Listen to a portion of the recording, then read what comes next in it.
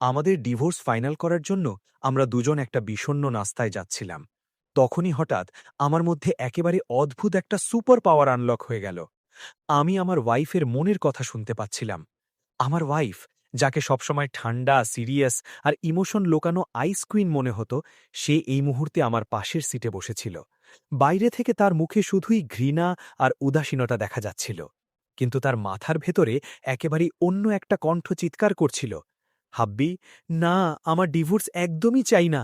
আমি কি এখন একটা ফেক মেডিকেল এমার্জেন্সি করে দেব? যদি বলি আমার পেট ব্যথা করছে তবে কি কাজ হবে? হাব্বি, প্লিজ আমাকে ছেড়ে যেও না।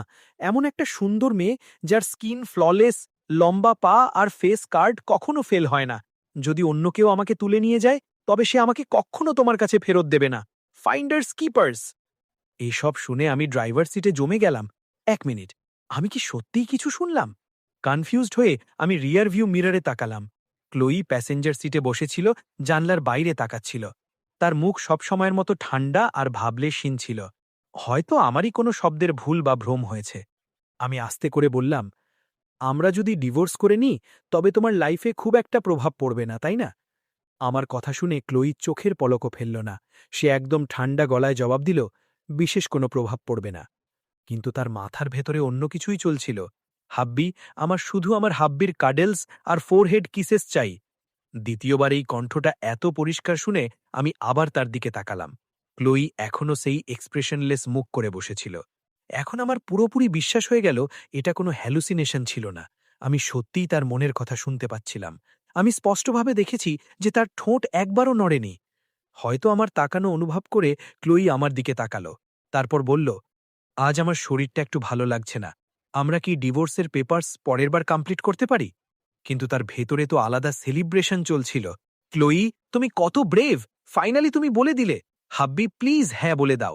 চলো বাড়ি যাই আর সব ক্যান্সেল করে দিই। আমি বায়না করতে পারি, কিউট হতে পারি, স্ট্রিক্ট বস লেডি হতে পারি, বা চিটকু বেবি গার্লও হতে পারি।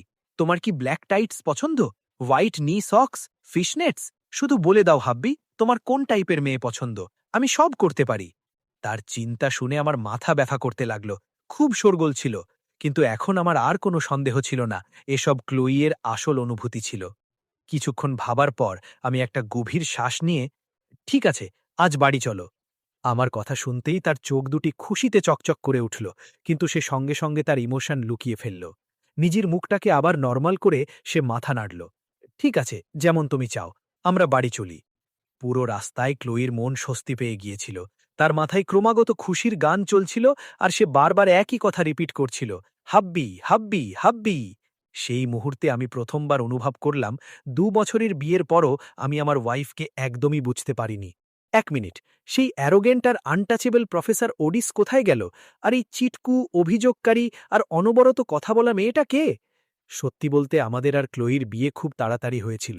আমরা ভেবেছিলাম বিয়ের পর ধীরে ধীরে ভালোবাসা বাড়িয়ে নেব, কিন্তু রিয়ালিটি অন্য কিছু ছিল। আমরা দুজন আমাদের কাজে এত বিজি ছিলাম যে একে অপরের জন্য সময়ই বের করতে পারিনি। আর ক্লোইয়ের ঠান্ডা পার্সোনালিটি তাকে আরও দূরে সরিয়ে রেখেছিল। স্বামী স্ত্রীর চেয়ে আমাদের দুজনকে ঘরোয়া রুমমেট মনে হতো। শেষ পর্যন্ত 2 বছর ধরে আমরা আলাদা আলাদা বেডরুমে ঘুমাচ্ছিলাম। বাড়ি পৌঁছানোর পর আমরা দুজন ভেতরে এলাম। সবসময়ের মতো একে অপরের থেকে একটু ডিস্টেন্স বজায় রাখলাম। ক্লোয়ি সোজা বলল, আমার শরীরটা ভালো লাগছে না, আমি আমার রুমে গিয়ে রেস্ট নেব। তারপর সে সিঁড়ির দিকে ঘুরে গেল। কিন্তু তার মাথার ভেতরের লাইভ ব্রডকাস্ট আবার শুরু হয়ে গেল। আমাকে এখনই তৎক্ষণাৎ অনলাইনে গিয়ে গুগল করতে হবে, how to coax your husband 101।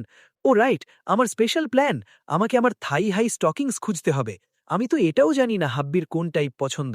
আমি ওগুলো পরে তার সামনে ন্যাচারালি কিভাবে যাব, কোনো রকম ডেসপারেট না দেখিয়ে। কতটা অ্যানয়িং! শেষ পর্যন্ত হাব্বির ওই আইস কুইন টাইপ মেয়ে কেন পছন্দ? সে একটা আইস ব্লকের জন্য তো পাগল হতে পারে, কিন্তু আমার জন্য না। আরে দাঁড়াও একটু, আমি মনে মনে ভাবলাম। কে বলল আমার আইস কুইন টাইপ মেয়ে পছন্দ? এটা তো আমার ইমেজের সোজা বদনাম।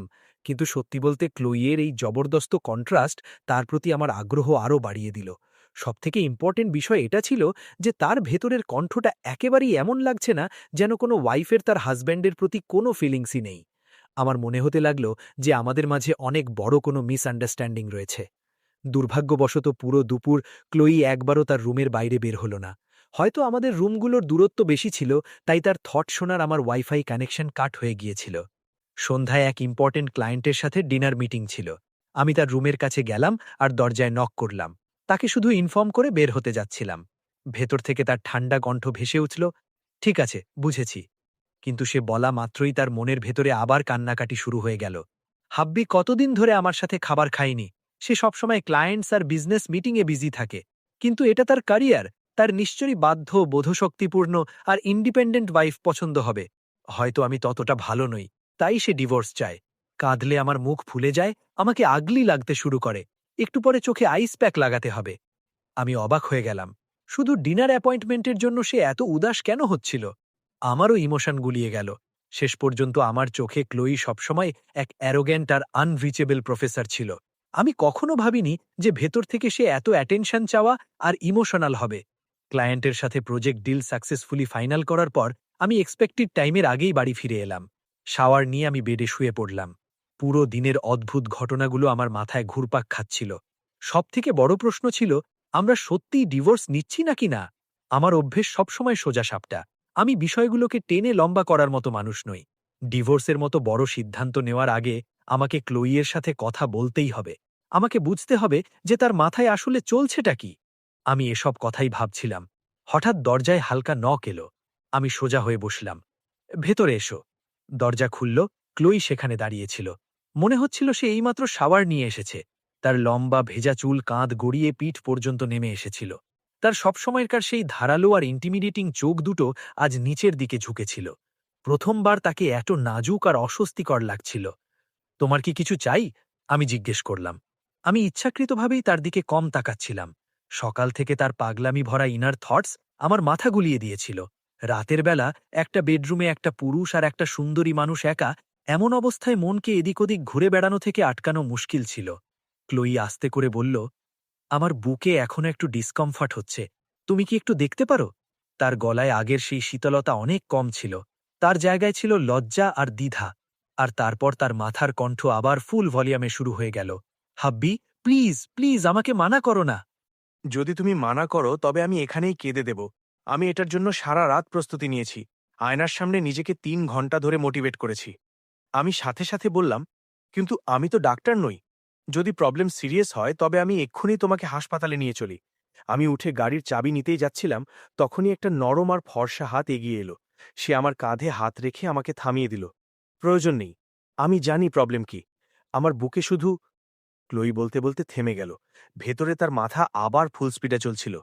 হাব্বি, প্লিজ আমাকে এভাবে দেখো না। আমার মনের হরিণ শুধু এদিক ওদিক দৌড়াচ্ছে না, সে তো পার্কোর করছে। দেওয়ালে ধাক্কা খেয়েছে আর এখন কনকাশনে মরতে বসেছে। আমি এত নার্ভাস কেন? হাব্বি এত হ্যান্ডসাম কেন? হয়তো তার থটস খুব বেশি কেয়টিক ছিল, অথবা সে অ্যাংজাইটি থেকে কাঁপছিল। যাই হোক, আমি পরিষ্কার শুনলাম যে সে ভুলবশত একটা শব্দ বলে ফেলেছে, হাব্বি। ক্লোই সাথে সাথে জমে গেল। তারপর তাড়াতাড়ি কথা সামলে নিয়ে বলল, আমার বুকটা ভারী লাগছে। তুমি কি একটু মাসাজ করে দিতে পারো? তার কথা শুনতেই পুরো ঘর শান্ত হয়ে গেল। এত নীরবতা ছিল যে সূচ পড়ার শব্দও শোনা যেত না। এমনকি তার মাথার কণ্ঠও বন্ধ হয়ে গেল। বাতাস পর্যন্ত যেন জমে গেল। আমি তার লাল হয়ে যাওয়া মুখের দিকে তাকাচ্ছিলাম। তার গাল টমেটোর মতো লাল হয়ে গিয়েছিল। ঠোঁট দুটি এত জোরে বন্ধ ছিল যে সাদা দেখা যাচ্ছিল। সে কিছু বলতে পারছিল না। শেষ পর্যন্ত আমাকেই নীরবতা ভাঙতে হলো। তোমার বুক ভারী লাগছে? না, মানে, হ্যাঁ, বুক ভারী লাগছে। তুমি ঠিক করে দেবে। তার মাথায় আলাদা এক স্পিচ চলছিল। যা হওয়ার ছিল হয়ে গেছে। এখন পিছিয়ে গিয়ে লাভ নেই। ক্লোই, সাহস রাখো। হাব্বি, প্লিজ মেনে যাও। আমার হাত হালকা একটু নড়ে উঠল। কসম খেয়ে বলছি, ওটা কেবল একটা ন্যাচারাল রিফ্লেক্স ছিল। আমি ইচ্ছে করে কিছু করিনি। ক্লোইর মুখ আরও লাল হয়ে গেল। তার ঘাড় পর্যন্ত রং উঠে গেল। আমি তাড়াতাড়ি বললাম, আমার মনে হয় মেডিসিন ক্যাবিনেটে কিছু ট্যাবলেট থাকবে। আমি উঠার চেষ্টা করতে লাগলাম, কিন্তু ক্লোই এবার পিছিয়ে যাওয়ার পাত্রী ছিল না। সে আমাকে উঠতে দেখেই রিফ্লেক্সে আমাকে আবার বেড়ে ধাক্কা দিল। শুধু একটা ছোট্ট প্রবলেম ছিল। সে নিজের শক্তির সঠিক হিসাব করতে পারেনি। পরের মুহূর্তে আমরা দুজনেই ব্যালেন্স হারিয়ে ফেললাম আর সিধা বেডে পড়ে গেলাম। পড়ার সময় ক্লোই কিছু একটা ধরে ফেলল। তার মাথার কণ্ঠ আবার শোনা গেল, ১ মিনিট, হাব্বির অ্যাবস আছে? আমি সারা জীবন ভালো কাজ করেছি। আমি কোনো ক্রিমিনাল নই। নিজের লিগ্যাল হাজবেন্ডকে একটু টাচ করতে মন চাওয়া তো কোনো গুণা নয়। এই গোল্ডেন অপরচুনিটি ওয়েস্ট করাও তো ভুল হবে। আমার মুখ গরম হয়ে উঠল। তার নির্লজ্জ থটস শুনে আমার নিজেরও এম্বারাসড লাগছিল। আমি সাথে সাথে সেই ছোট হাতটা ধরে ফেললাম, যা ধীরে ধীরে আমার পেটের দিকে এগোচ্ছিল। সবার আগে তুমি উঠে বসো, আমার শ্বাস আটকে যাচ্ছে, এবার আমার বুক ভারী লাগছে। ক্লোইর সব সাহস ছিল কেবল তার মাথার ভেতরে। আমি যেমনই সত্যি সত্যি বলে দিলাম, সে ঘাবড়ে গেল, তাড়াতাড়ি বেড থেকে উঠতে লাগলো। আমাকে ক্ষমা করে দাও, সরি। সে এত প্যানিক করছিল যে নিজেকেই জড়িয়ে ফেলছিল। গত 5 মিনিটের হাঙ্গামা মনে করে তার পুরো শরীর যেন আলগা হয়ে গেল। তাকে সামলানোর জন্য আমি হাত বাড়ালাম। আমার ইচ্ছে ছিল তার কাঁধ ধরার, কিন্তু অকওয়ার্ড পজিশনের কারণে আমার হাত গিয়ে তার কোমরে পৌঁছালো। যেমনই আমি তার কোমরকে সাপোর্ট দিলাম, ক্লোই পুরোপুরি ফ্রিজ হয়ে গেল। 1 সেকেন্ডের জন্য সে সোজা দাঁড়িয়ে রইল। তারপর যেন তার সব শক্তি গায়েব হয়ে গেল। সে আবার সিধা আমার দিকে পড়ে গেল। আমি একদম স্তম্ভিত হয়ে গেলাম। আমার 2 হাত এখনও তার কোমর ধরেছিল।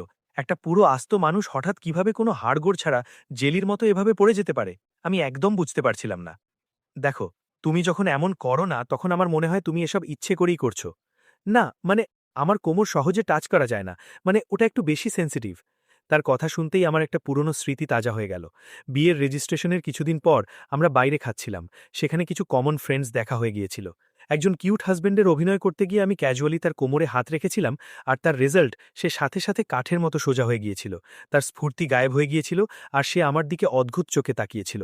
তখন আমি ভেবেছিলাম যে আমি তার বাউন্ডারি ক্রস করে ফেলেছি, তাই আমি সাথে সাথে হাত সরিয়ে ক্ষমা চেয়ে নিয়েছিলাম। এমন আরও কিছু ইনসিডেন্টও ঘটেছিল। যখনই ভুলবশত আমার আঙুল তার কোমর স্পর্শ করত, তার রিয়াকশন সবসময় সেম হতো। পুরো শরীর স্টিফ আর এক্সপ্রেশন হঠাৎ ডার্ক হয়ে যেত। ধীরে ধীরে 2 বছরে আমি এটা ধরে নিয়েছিলাম যে সে আমার স্পর্শ একদম পছন্দ করে না। প্রত্যেক মানুষের নিজের পছন্দ থাকে। যেমন আমার একটা উইকনেস আছে, আমার পাতলা আর সুন্দর কোমরওয়ালা মেয়ে পছন্দ। কিন্তু এখন মনে হচ্ছিল যে আমি 2 বছর ধরে ভুল বুঝে আসছিলাম। এসব একটা বড় মিসআন্ডারস্ট্যান্ডিং ছিল। তার কোমর স্পর্শ করলে তার ঘৃণা হতো না, সে কেবল খুব সেন্সিটিভ ছিল। আর অদ্ভুত বিষয় হলো, সত্যি জানার পর আমার কিউরিওসিটি আরও বেড়ে গেল। মনে হয় এই রিলেশনশিপের আসল পারভার্ট আমিই ছিলাম। প্রায় 2.5 মিনিট পর আমরা দুজনে লিভিং রুমের সোফায় মুখোমুখি বসেছিলাম। ক্লোইর মুখে সেই প্রফেসরের মতো ঠান্ডা এক্সপ্রেশন ছিল, কিন্তু তার গাল এখনও লাল হয়েছিল। মনে হচ্ছিল সে আমার কিছু বলার অপেক্ষা করছে, কিন্তু তার মাথার ভেতরে আবার তুফান চলছিল। কোন বিষয়ে কথা বলতে হবে? যদি প্রেম আর কিসেসের বিষয় না হয়, তবে আমার কোনো কথা বলার নেই। আগেরবার হাব্বি বলেছিল আমাদের কথা বলতে হবে, আর তার রেজাল্ট ডিভোর্স পেপার্স বেরিয়েছিল। আমি এই কনভারসেশনকে রিজেক্ট করছি। আমি রোম্যান্সের কথা বলতে আসিনি। চাই আমার ওয়াইফ এই মুহূর্তে যতই কিউট লাগুক না কেন, আমি এখানে অন্য একটা কারণে এসেছিলাম। এখন আমি তার আসল থট শুনতে পারছিলাম, আর অবশেষে তার প্যাঁচানো বিহেভিয়ার বুঝতে পারছিলাম। কিছুক্ষণ ভাবার পর আমি জিজ্ঞেস করলাম, আমি যখন ডিভোর্সের প্রপোজাল দিয়েছিলাম, তখন তুমি সাথে সাথে রাজি হয়ে গিয়েছিলে, কারণ তুমিও জানতে যে আমাদের বিয়েতে প্রবলেমস আছে, তাই না? ক্লোই সোজা আমার দিকে তাকালো। সত্যি বলতে আমার মনে হয় না আমাদের বিয়েতে কোনো প্রবলেম আছে। আমরা সেটাই করছি যা বিয়ের আগের এগ্রিমেন্টে ডিসাইড হয়েছিল। আমি তোমার ডিভোর্স চাওয়ার আসল কারণ জানি না, তবে আমি সবসময় তোমার ডিসিশনগুলোকে রেসপেক্ট করেছি। এটুকু বলে সে তার ফর্সা আর পাতলা হাত দিয়ে চুলের একটি লট কানের পেছনে সরিয়ে নিল। বাইরে থেকে তাকে খুব এলিগেন্ট লাগছিল, কিন্তু তার মাথায় আলাদা ড্রামা চলছিল। হাব্বি ডিভোর্স কেন চায়? কোন ডাইনি আমার জায়গা নেওয়ার চেষ্টা করছে? তার ফিগার কি আমার চেয়ে বেটার? সে কি আমার চেয়ে বেশি সুন্দর? তার কাছে কি আমার চেয়ে বেশি পিএইচডি ডিগ্রি আছে? সে কি আমার চেয়েও বেশি ইন্টেলিজেন্ট আর কোল্ড দেখতে? আমি 2 বছর ধরে পারফেক্ট অভিনয় করলাম, তাও আমার হাজবেন্ডকে কে চুরি করছে? এই শিয়ালির মতো দেখতে মেয়েটা কে? তার ভেতরের অনবরত কমেন্ট্রি শুনে আমার মাথা ব্যথা করতে লাগলো। বাইরে থেকে আমার ওয়াইফ একজন শান্ত প্রফেসর, ভেতরে সে একজন ফুল টাইম ড্রামা মেশিন। আমার মনে হচ্ছিল যেন একজনের সাথে দুটো পার্সোনালিটি ফ্রিতে পেয়ে গেছি। অবশেষে আমি আর সহ্য করতে পারলাম না। তুমি চুপ করো তো আগে। যেমনই এই শব্দগুলো আমার মুখ থেকে বেরোলো, পুরো ঘর শান্ত হয়ে গেল। তখন আমার উপলব্ধি হলো আমি বড় একটা ভুল করে ফেলেছি। আমি আস্তে করে মাথা তুললাম। ক্লোইর সুন্দর চোখ দুটি অভিযোগে ভরে গেল। সে নিচু গলায় বলল, আমি তো কিছুই বলিনি। ও মাই গড! হাব্বি যখন রাগে থাকে তখনও কত সুন্দর লাগে। আমার তো মন চাইছে এক্ষুনি হাঁটু গেড়ে বসে তাকে মাস্টার বলে ডাকি। ক্লোই, তুমি সত্যি সত্যি পাগল। কিন্তু চাবুকটা যদি হাবির হাতে থাকে, তবে হয়তো এতটা খারাপও হবে না। হয়তো আমার পছন্দই হয়ে যাবে। 1 মিনিট, আমি কি ভাবছি? এসব শুনে আমি পুরোপুরি স্তম্ভিত হয়ে গেলাম। আমার মাথায় তৈরি সেই আনটাচেবল গডেস প্রফেসরের ইমেজ এখন ঝড়ের মধ্যে তাসের ঘরের মতো ভেঙে পড়ছিল। সেই মুহূর্তে ক্লোই আমার দিকে তাকাচ্ছিল। আমার মুখে শক আর কনফিউশন স্পষ্টভাবে ফুটে উঠেছিল। ভেতরে ভেতরে সে ঘাবড়ে গেল। আমি কি আজ রাতে খুব বেশি অবভিয়াস হয়ে গেলাম? আমার আসল পার্সোনালিটি কি বাইরে চলে এলো? না হলে হাবি আজ এত অদ্ভুত বিহেভ কেন করছে? তার মাথার ম্যারাথন থামানোর জন্য আমি অবশেষে বলতে শুরু করলাম। সবচেয়ে আগে একটা কথা ক্লিয়ার করে দিই, আমার ডিভোর্স চাওয়ার সাথে অন্য কোনো মেয়ের কোনো সম্পর্ক নেই। আজ আমি শুধু আমাদের রিলেশনশিপের ব্যাপারে কথা বলতে চাই। আমি যখন ডিভোর্সের কথা বলেছিলাম সেটা শুধুমাত্র সেই অ্যাগ্রিমেন্টের কারণে ছিল যা আমরা বিয়ের আগে করেছিলাম। আমরা বলেছিলাম যে যদি কয়েক বছর পরও আমাদের মাঝে ফিলিংস ডেভেলপ না হয় অথবা আমাদের মধ্যে কারো অন্য কাউকে পছন্দ হয়ে যায় তবে আমরা পিসফুলি ডিভোর্স নিয়ে নেব। আমি যখন এই কথাটা তুললাম তুমি সাথে সাথে মেনে নিলে, তাই আমার মনে হয়েছিল তুমিও ভাবো যে আমাদের মাঝে কোনো স্পার্ক নেই। উপরন্তু আমি শুনেছিলাম যে তোমার মনে এখনও এক হোয়াইট মুনলাইট রয়েছে, সেই সিনিয়র যাকে তুমি স্কুলের সময় পছন্দ করতে। আমার কথা শুনতেই ক্লোইর এক্সপ্রেশন আরও ঠান্ডা হয়ে গেল, কিন্তু তার চোখের ভেতরে প্যানিক পরিষ্কার দেখা যাচ্ছিল। তাহলে তুমি বলছো যে তোমার মনে অন্য কেউ আছে, নাকি তুমি বলছো যে তোমার আমার জন্য একদমই ফিলিংস নেই? এই ভালোবাসা কি শুধু আমার দিক থেকেই ছিল? আমি কি ওয়ান সাইডেড লাভে জ্বলে ছাই হয়ে যাব? হাবির আমার জন্য কিছুই ফিল হয় না। আমি কত বেচারি ট্র্যাজিক বিউটি। আমি একটা গভীর শ্বাস নিয়ে বললাম, আমি ভেবেছিলাম তোমার আমার জন্য কিছুই ফিল হয় না, আর আমার মনে অন্য কেউ নেই। গত 2 বছর আমি কোম্পানি বিল্ড করতে এত বিজি ছিলাম যে আমি আর কিছুই ভাবিনি। আমার মনে হয়েছিল তুমি এই বোরিং আর রুটিন লাইফ থেকে ক্লান্ত হয়ে পড়বে। তাছাড়া আমি যখন ডিভোর্সের কথা বলেছিলাম তুমি তো মানাও করনি। আর আমি শুনেছিলাম যে স্কুলে তুমি এক সিনিয়রকে খুব পছন্দ করতে। আমার কথা শেষ হতেই ক্লোইর আইস কুইন মাস্ক ভেঙে গেল। তার গাল আবার লাল হয়ে গেল, লালিমা তার ঘাড় পর্যন্ত ছড়িয়ে পড়ল। তার পুরো মুখ লাল টমেটোর মতো হয়ে গেল। তার রিয়াকশন দেখে আমি চুপ হয়ে গেলাম। যে ছোট আশাটা আমার মনে তৈরি হয়েছিল সেটাও ধীরে ধীরে শেষ হতে লাগল। এমন রিয়াকশনের পর আমার পক্ষে বিশ্বাস করা কঠিন হচ্ছিল যে সেই সিনিয়র তার মনে কোনো বিশেষ জায়গা ছিল না। আমি চোখ সরিয়ে নিয়ে আস্তে করে বললাম, যদি তোমার মনে অন্য কেউ থাকে তবে তোমার আমার সাথে এই ভালোবাসাহীন বিয়েতে থাকার কোনো দরকার নেই। আমি এটা অ্যাকসেপ্ট করতে পারবো না যে আমার ওয়াইফ অন্য কোনো পুরুষের জন্য ফিলিংস রাখুক। অন্য কোনো পুরুষের জন্য? ক্লোই একদম থেমে গেল। প্রথমে তো তার মনে হয়েছিল যে আমি তার সিক্রেট ধরে ফেলেছি আর তাকে অদ্ভুত ভাবছি, কিন্তু এখন তার মাথা আবার ফুল স্পিডে চলতে লাগল। হাবি, আপনি এটা বুঝছেন না কেন? যে সিনিয়রকে আমি পছন্দ করতাম সে তো আপনিই। আমার কি এখন কনফেস করে দেওয়া উচিত? কিন্তু আমি তো খুব লজ্জা পাচ্ছি। এখন কি কনফেস করা সঠিক হবে? আমার তো আরও ভালো জামাকাপড় পরে আসা উচিত ছিল। তার ভেতরের কথা শুনে আমি আরও কনফিউজড হয়ে গেলাম। সেই সিনিয়র আমি ছিলাম, কিন্তু এটা কিভাবে পসিবল? আমি ক্লোইস থেকে 2 বছরের বড়, আর সেই ইউনিভার্সিটির জন্য অ্যাব্রড গিয়েছিল। আমরা দুজনে একই কলেজে ছিলাম না। যদি সিনিয়র থেকেই থাকে তবে হয়তো স্কুলের হবে। কিন্তু ক্লোই এত সুন্দরী ছিল যে আমি যদি তার সাথে আগে কখনো দেখা করতাম তাহলে আমার অবশ্যই মনে থাকত। আমি তাকে কিছু জিজ্ঞেস করতেই যাচ্ছিলাম, তখনই ক্লোই হঠাৎ সোফা থেকে দাঁড়িয়ে পড়ল। সে আমার দিকে তাকালো আর বলল, যখন তুমি ডিভোর্সের কথা বলেছিলে এমন ছিল না যে আমার কোনো ফারাক পড়েনি। সেই সময় ইউনিভার্সিটি ল্যাবে খুব সিরিয়াস একটা এক্সপেরিমেন্ট প্রবলেম হয়ে গিয়েছিল। আমাকে সাথে সাথে সেখানে গিয়ে ওটা হ্যান্ডেল করতে হয়েছিল। আর যেখানে সেই সিনিয়রের কথা, ওসব অনেক আগের কথা। ক্লোই আস্তে করে বলল। তার 2 হাত পাশে ছিল, কিন্তু হালকা কাঁপ ছিল। তার ঘাবড়ানো পরিষ্কার দেখা যাচ্ছিল। আজ আমার শরীরটা এমনিতেও ভালো লাগছে না। আমার মনে হয় আমাদের এই বিষয়ে অন্য কোনো দিন কথা বলা উচিত। কি বলো? অন্য সময় শান্তিতে কথা বলি। বাইরে থেকে সে সব সময়কার মতো শান্ত আর কোল্ড লাগছিল, কিন্তু তার মাথায় তো অ্যাম্বুলেন্সের সাইরেন বাজছিল। আমি এভাবে কনফেশন করতে পারি না। আমার মেকআপ পারফেক্ট নেই, আমার ইমেজও খারাপ হয়ে গেছে। আমাকে পারফেক্ট টাইমিং খুঁজতে হবে। আমি মনে মনে হাসলাম। মাঝে মাঝে মেয়েরা কত বেশি চিন্তা করে। আমি তাদের চিন্তাভাবনা বুঝতে পারি না, তবে রেসপেক্ট অবশ্যই করি। এমনিতেও এই পুরো অদ্ভুত সিচুয়েশনটা বোঝার জন্য আমার নিজেরও কিছুটা সময় দরকার ছিল। কমপক্ষে একটা কথা ক্লিয়ার হয়ে গিয়েছিল, ক্লোই যে সিনিয়রকে পছন্দ করত সে আমি ছিলাম। শুধু আমার মনে পড়ছিল না যে আমরা আগে কখন দেখা করেছিলাম। আমি মাথা নাড়লাম। ঠিক আছে, 3 দিন পর কথা বলছি। কাল আমাকে বিজনেস ট্রিপে বাইরে যেতে হবে। ক্লোই হালকা মাথা নাড়ল। তারপর সে শার্টের কর্নার ধরে আস্তে করে বলল, আমি এখন রেস্ট নিতে যাচ্ছি। Good night. গুড নাইট, আমিও জবাব দিলাম। আমি তার দিকে তাকিয়ে রইলাম। বাইরে থেকে সে একজন আনটাচেবল প্রফেসর লাগছিল, আর ভেতরে একজন এক্সাইটেড ফ্যান গার্ল। সে ধীরে ধীরে তার রুমের দিকে চলে গেল। আমি সোফায় পেছনে হেলান দিলাম আর ছাদের দিকে তাকাতে লাগলাম। আজ যা কিছু ঘটল সব কোনো অদ্ভুত স্বপ্নের মতো লাগছিল। আমার কি কাল সাইকিয়াট্রিস্টের কাছে যাওয়া উচিত? আমি সত্যি নিজের মানসিক সুস্থতার ওপর সন্দেহ করতে শুরু করেছিলাম। কিন্তু যখনই আমার তার ওই মিষ্টি কণ্ঠটা মনে পড়ছিল, যা বারবার হাবি বলছিল, তখন মন অদ্ভুতভাবে হালকা হয়ে যাচ্ছিল। ওদিকে নিজের রুমে ক্লোয়ি বেডে এপাশ ওপাশ করছিল। লজ্জায় তার পুরো শরীর গরম হয়ে গিয়েছিল।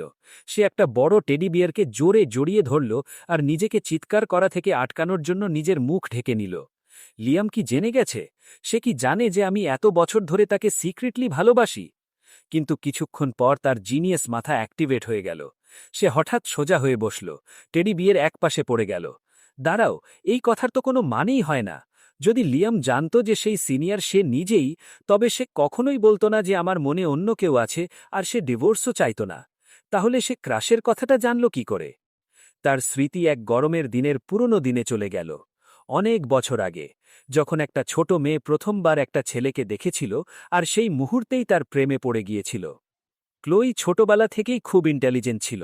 তার আইকিউ অনেক হাই ছিল। যখন তার বয়সের বাচ্চারা প্রাইমারি স্কুলে ছিল, ততদিনে সে অনেকগুলো ক্লাস স্কিপ করে মিডল স্কুলের 3rd ইয়ারে পৌঁছে গিয়েছিল। সে কখনোই এক ক্লাসে বেশি দিন থাকত না, তাই তার কোনো বন্ধুও ছিল না। ধীরে ধীরে কিছু লোক তার ইন্টেলিজেন্সে হিংসে করতে শুরু করল আর তাকে উত্ত্যক্ত করা শুরু করল। একদিন স্কুল শেষ হবার পর কিছু বখাটে ছেলে তাকে একটা নোংরা গলিতে ঘিরে ফেলে। যখন তারা তাকে জ্বালাতে করতেই যাচ্ছিল, তখন একটা ছেলে সেখান দিয়ে যাচ্ছিল। সে শব্দ শুনে সাথে সাথে দৌড়ে এলো। ছোট বাচ্চাদের উপর দাদাগিরি করতে লজ্জা করে না? সে জোরে চিৎকার করে বলল। তার সাহস দেখে সব বখাটে ছেলেরা পালিয়ে গেল। তারপর সে ক্লোইর দিকে তাকালো। তোমার কাছে কি স্মার্ট ওয়াচ বা ফোন আছে? প্যারেন্টসদের কল করতে পারবে? ক্লোই পুরোপুরি স্তম্ভিত হয়ে গিয়েছিল। সে তার স্কুলের ইউনিফর্মের দিকে তাকালো। ওটা ক্লিয়ারলি মিডল স্কুলের ইউনিফর্ম ছিল। তা সত্ত্বেও সে তাকে ছোট বাচ্চা ভেবেছিল। তখনই কিছু ছেলে গলির বাইরে জিগে চিৎকার করে উঠল, লিয়াম, কি করছিস? চল বাস্কেটবল খেলতে। লিয়াম পেছনে ঘুরে জবাব দিল, তোরা যা, আমি আসছি। আমি একটা হারিয়ে যাওয়া বাচ্চা পেয়েছি, আগে একে পুলিশ স্টেশনে ছেড়ে আসি, নয়তো কেউ কিডন্যাপ করে নেবে। জানা নেই কেন, কিন্তু সেদিন ক্লোই সারা জীবনের জন্য তার নাম মনে রেখে দিল, লিয়াম। সে চুপচাপ তার সাথে পুলিশ স্টেশনে চলে গেল। কিছুক্ষণ পর তার ঘাবড়ে যাওয়া পেরেন্টস সেখানে পৌঁছে গেল। লিয়াম তাকে পুলিশ অফিসারদের জিম্মায় দিয়ে আবার বাস্কেটবল খেলতে চলে গেল। সেদিনের পর ক্লোই আর কখনোই লিয়ামকে ভুলতে পারেনি। স্মৃতি শেষ হতেই সে ফোন তুলল আর তার বেস্ট ফ্রেন্ড এবং সেলফ প্রোক্লেমড লাভ অ্যাডভাইজার মিয়াকে মেসেজ পাঠালো। মিয়া, তুমি বলেছিলে না যে লিয়ামের কোল্ড, ইন্টেলিজেন্ট আর আলুফ টাইপের মেয়ে পছন্দ? আমি 2 বছর ধরে আইস কুইন সেজে অ্যাক্টিং করে যাচ্ছি, তাও সে আমাকে পছন্দ করছে না কেন? এখন তো ডিভোর্সও চায়। রাতের মাঝপথে মেসেজ পেতেই মিয়া সাথে সাথে রিপ্লাই করল, বেস্টি, আমার মনে হয় তোমার আসল ক্লিঙ্গি পার্সোনালিটি বেশি কিউট। তাছাড়া আমি আগেই বলেছিলাম, আমার ইনফরমেশন ভুলও হতে পারত। যাই হোক, বলো, আজ ডিভোর্স পেপার সই হলো কি হলো না? ক্লোই সাথে সাথে জবাব দিল, না, আমি প্যানিক করে গিয়েছিলাম। আমি বললাম আমার শরীর খারাপ আর তাকে বাড়ি ফিরিয়ে আনলাম। তারপর কি হলো জানি না, আমি তাকে অ্যাটাক করার চেষ্টা পর্যন্ত করলাম। যেমনটা তুমি দেখতেই পাচ্ছ, আমি এখনও আমার ঠান্ডা আর একলা বেডে বসে তোমাকে মেসেজ করছি, মানে আমি বিশ্রীভাবে ফেল করেছি। শহরের অন্য প্রান্তে মিয়া স্ক্রিনের দিকে তাকিয়ে জমে যাবে, তার হাত কাঁপতে লাগবে আর সে তাড়াতাড়ি টাইপ করা শুরু করবে। মিয়া কিছুক্ষণ স্ক্রিনের দিকে তাকিয়ে রইল। তারপর সে আস্তে করে রিপ্লাই দিল, বেস্টি, আমার মনে হয় হয় সে মেডিকেলি প্রবলেমে আছে, নয়তো তুমি ইনাফ সেক্সি লাগছিলে না। কিন্তু অনেস্টলি আমার মনে হয় না যে কোনো স্ট্রেট লোক তোমার চার্ম থেকে বাঁচতে পারে। তাছাড়া তার টাইপ সম্পর্কিত ইনফরমেশনটা আমি তার বেস্ট ফ্রেন্ড জ্যাকের থেকে পেয়েছিলাম, ওটা ভুল হওয়া উচিত নয়। মেসেজ পাঠানোর সময়ও মিয়া পুরোপুরি শিওর মনে হচ্ছিল না। ওদিকে ক্লোই তার বেডে শুয়ে একেবারে উদাস হয়ে গেল। সে আর একটা মেসেজ পাঠালো। আর আজ সে আমাকে জিজ্ঞেস করেছে যে সে এখনও সেই সিনিয়রকে পছন্দ করে কিনা। সে বলল যে সে এটা অ্যাকসেপ্ট করতে পারবে না যে তার ওয়াইফের মনে অন্য কোনো পুরুষ থাকুক, তাই সে ডিভোর্স চায়। কিন্তু অন্য কোনো পুরুষ তো নেই, সে সব সময় থেকেই তো ওই ছিল। মিয়া মিয়া মেসেজ পড়তেই নিজের মাথা চেপে ধরল। এই মিসআন্ডারস্ট্যান্ডিং তো কোনো 365 চ্যাপ্টারের রোম্যান্স ওয়েব নভেলের মতো লাগছে। এটা প্রয়োজনের থেকেও বেশি রিডিকিউলাস। ক্লোই একটা গভীর শ্বাস নিল। না, আর নয়, আমরা ডিসাইড করেছি যে সে বিজনেস ট্রিপ থেকে ফিরলে প্রপারলি কথা বলবো। 3 দিন পর। আমি আর অ্যাক্টিং করতে পারছি না। তাছাড়া আজ রাতে প্রায় তার সামনে সবকিছু রিভিল করেই ফেলেছিলাম। এখন যা হওয়ার দেখা যাবে। আমি আমার আসল পার্সোনালিটি লুকানো বন্ধ করছি। আমি অল ইন যাচ্ছি। পরের দিন সকালে আমার ফ্লাইট ছিল। আমি তৈরি হয়ে নিচে নামলাম। তখনই ক্লোই কিচেন থেকে বেরোলো। তার হাতে পারফেক্টলি টোস্টেড স্যান্ডউইচ আর গরম দুধ ছিল। তাকে খুব সিম্পল আর সুন্দর লাগছিল। বাইরে থেকে তার গলার আওয়াজ সব সময়ের মতো শান্ত আর কম্পোজড ছিল, কিন্তু এখন তফাৎ এটাই ছিল যে আমি তার মাথার কথা শুনতে পাচ্ছিলাম। আহ, হাব্বিকে ব্ল্যাক শার্টে এত হ্যান্ডসাম কেন লাগছে? আমার হাঁটু দুর্বল হয়ে যাচ্ছে, আমি অজ্ঞান হয়ে যাব। আমার এটা খুব পছন্দ। দাঁড়াও, হাব্বি আমাকে এতক্ষণ ধরে দেখছে কেন? কিছু বলো, নয়তো আমি সত্যিই তাকিয়ে থেকে যাব। আমি না হেসে পারলাম না। গুড মর্নিং, ব্রেকফাস্ট বানানোর জন্য থ্যাংক ইউ, চলো একসাথে খাই। আমার কথা শুনেই তার মাথায় আবার হাঙ্গামা শুরু হয়ে গেল। আমি সত্যিই অবাক ছিলাম, এই মেয়েটি বাইরে থেকে কত প্রপার আর সফিস্টিকেটেড লাগত, আর ভেতর থেকে কত বেশি ড্রামাটিক ছিল। আগে যখন সে ফিশম্যাটস আর স্টকিংসের কথা ভাবত, আমার মনে হতো সে হয়তো ওভার রিয়্যাক্ট করছে, কিন্তু এখন স্পষ্ট হয়ে গিয়েছিল, না, সে সত্যিই আমার জন্য প্রয়োজনের থেকেও বেশি পাগল ছিল। আর অদ্ভুত বিষয় হল, আমি তার পরের থটের অপেক্ষা করতে লাগলাম। ব্রেকফাস্টের সময় বাইরে থেকে আমরা দুজন একদম শান্ত ছিলাম, আর ভেতরে আমি একটা নন স্টপ কমেডি শো শুনছিলাম। সত্যি বলতে, দিন শুরু করার জন্য এটা বেশ এন্টারটেনিং ছিল। এয়ারপোর্টের উদ্দেশ্যে বেরোনোর আগে আমি ক্লোইর দিকে তাকালাম, তারপর আস্তে করে বললাম, আমি আসি। যে মেয়েটি ভেতরে ভেতরে কাঁদছিল, এখনই চলে যাচ্ছে, আমি 3 দিন কিভাবে থাকব? আমি একা মরে যাব। সে হঠাৎ হুঁশে এলো, তার চোখ জোড়া একটু বড় হলো, তারপর সে মাথা নাড়ল। Safe trip. আমি স্যুটকেস নিয়ে দরজার দিকে ঘুরে গেলাম, কিন্তু এবার ক্লোই নিজেকে আটকে রাখতে পারল না। দাঁড়াও, তোমার টাইটা একটু বাঁকা হয়ে আছে, এসো আমি ঠিক করে দিই। তার গলায় হালকা তাড়াহুড়ো ছিল, কিন্তু তার মাথায় অন্য কিছুই চলছিল। হাব্বি, প্লিজ যেও না, আমাকে ফোর্স করো না, আমি তোমাকে ধরে আবার বেডরুমে বন্ধ করে রাখব। আমি সোনার থেকেও ভ্যালুয়েবল, আমি ন্যাশনাল ট্রেজার, প্লিজ যেও না। সত্যিটা হলো, ক্যাবে বসে আমি এমনিতেও টাই খুলে ফেলতাম, অভ্যেসবশত স্রেফ পরে নিয়েছিলাম। কিন্তু তার ব্যাকুল কণ্ঠ শুনে দরজার হ্যান্ডেলে আমার হাত আটকে গেল। আমি তার দিকে তাকালাম আর আস্তে করে বললাম, সরি, তুমি আমার টাই ঠিক করে দেবে? আমার আবার আয়নার কাছে যেতে ইচ্ছে করছে না। ক্লোই 1 সেকেন্ডের জন্য জমে গেল, তারপর হালকা মাথা নাড়ল। ওকে। ক্লোই হঠাৎ উপলব্ধি করল যে তার গলার আওয়াজ হয়তো একটু বেশি এক্সাইটেড শোনাচ্ছিল, আর তার চোখে যে খুশির ঝলক ছিল সেটা লোকানো প্রায় অসম্ভব ছিল। সে আমার কাছে এলো আর আমার টাই ঠিক করতে লাগল। সত্যিটা হলো, আমার টাই একদমই বাঁকা ছিল না, তার স্রেফ আমার কাছে আসার একটা বাহানা দরকার ছিল। অন্য মেয়েরা তো গুড বাই হাগ পায়, রোম্যান্টিক ফেয়ারওয়েল কিসও পায়, আর আমাকে আমাকে টাই ঠিক করার বাহানা বানাতে হচ্ছে। কিন্তু কোনো ব্যাপার নয়, তাদের হাজবেন্ডরা তো আমার হাজবেন্ডের মতো এত হ্যান্ডসামও নয়। আমার হাজবেন্ড সব থেকে বেস্ট। এত কাছে দাঁড়িয়ে থাকার কারণে আমি সব থটস পরিষ্কার শুনতে পাচ্ছিলাম। আমি চুপ করে থাকলাম। সত্যি বলতে, হাগ দেওয়াটাও অদ্ভুত লাগত। গতকাল পর্যন্ত আমরা ডিভোর্স পেপারে সাইন করতে যাচ্ছিলাম, আজ হঠাৎ হাগ করা একটু স্ট্রেঞ্জ হতো। আমি হালকা কাশলাম। তার ফর্সা ও নাজুক হাত দুটি আমার টাইয়ের উপর আটকে গেল, তারপর আস্তে করে পেছনে সরে এলো। কিন্তু তার মাথায় নতুন হাঙ্গামা শুরু হয়ে গেল। হাব্বি, কিস করো, এখনই কিস করো প্লিজ। বাইরে থেকে সে একদম শান্ত লাগছিল। ঠিক আছে, এটুকু বলল সে। আমি মনে মনে ভাবতে লাগলাম, 3 দিন পর যখন সব মিসআন্ডারস্ট্যান্ডিং ক্লিয়ার হয়ে যাবে, তখন আমাকে ক্লোইর এই এক্সট্রিম সুন্দরে হ্যাবিট অবশ্যই ঠিক করতে হবে। কিউট তো বটেই, কিন্তু এত কিছু মনের ভেতর চেপে রাখাও শাস্তির জন্য ভালো নয়। আমার প্রফেশনাল লাইফে প্রথমবার কোনো বিজনেস ট্রিপ ইরিটেটিং লাগছিল। আমি এখনো বাড়ি থেকে প্রপারলি বেরোইও নাই, আর আমার বাড়ি ফেরার মন হচ্ছিল। এই ট্রিপে আমার সাথে জ্যাকও ছিল। যে ভিআইপির সাথে আমাদের দেখা করার কথা ছিল, তার কানেকশন জ্যাকই করিয়ে দিয়েছিল।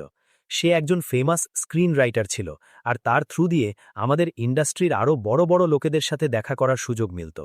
বছরের পর বছর কঠোর পরিশ্রমের পর আমার ছোট স্টুডিওটা এখন একটা সাকসেসফুল কোম্পানিতে পরিণত হয়েছিল।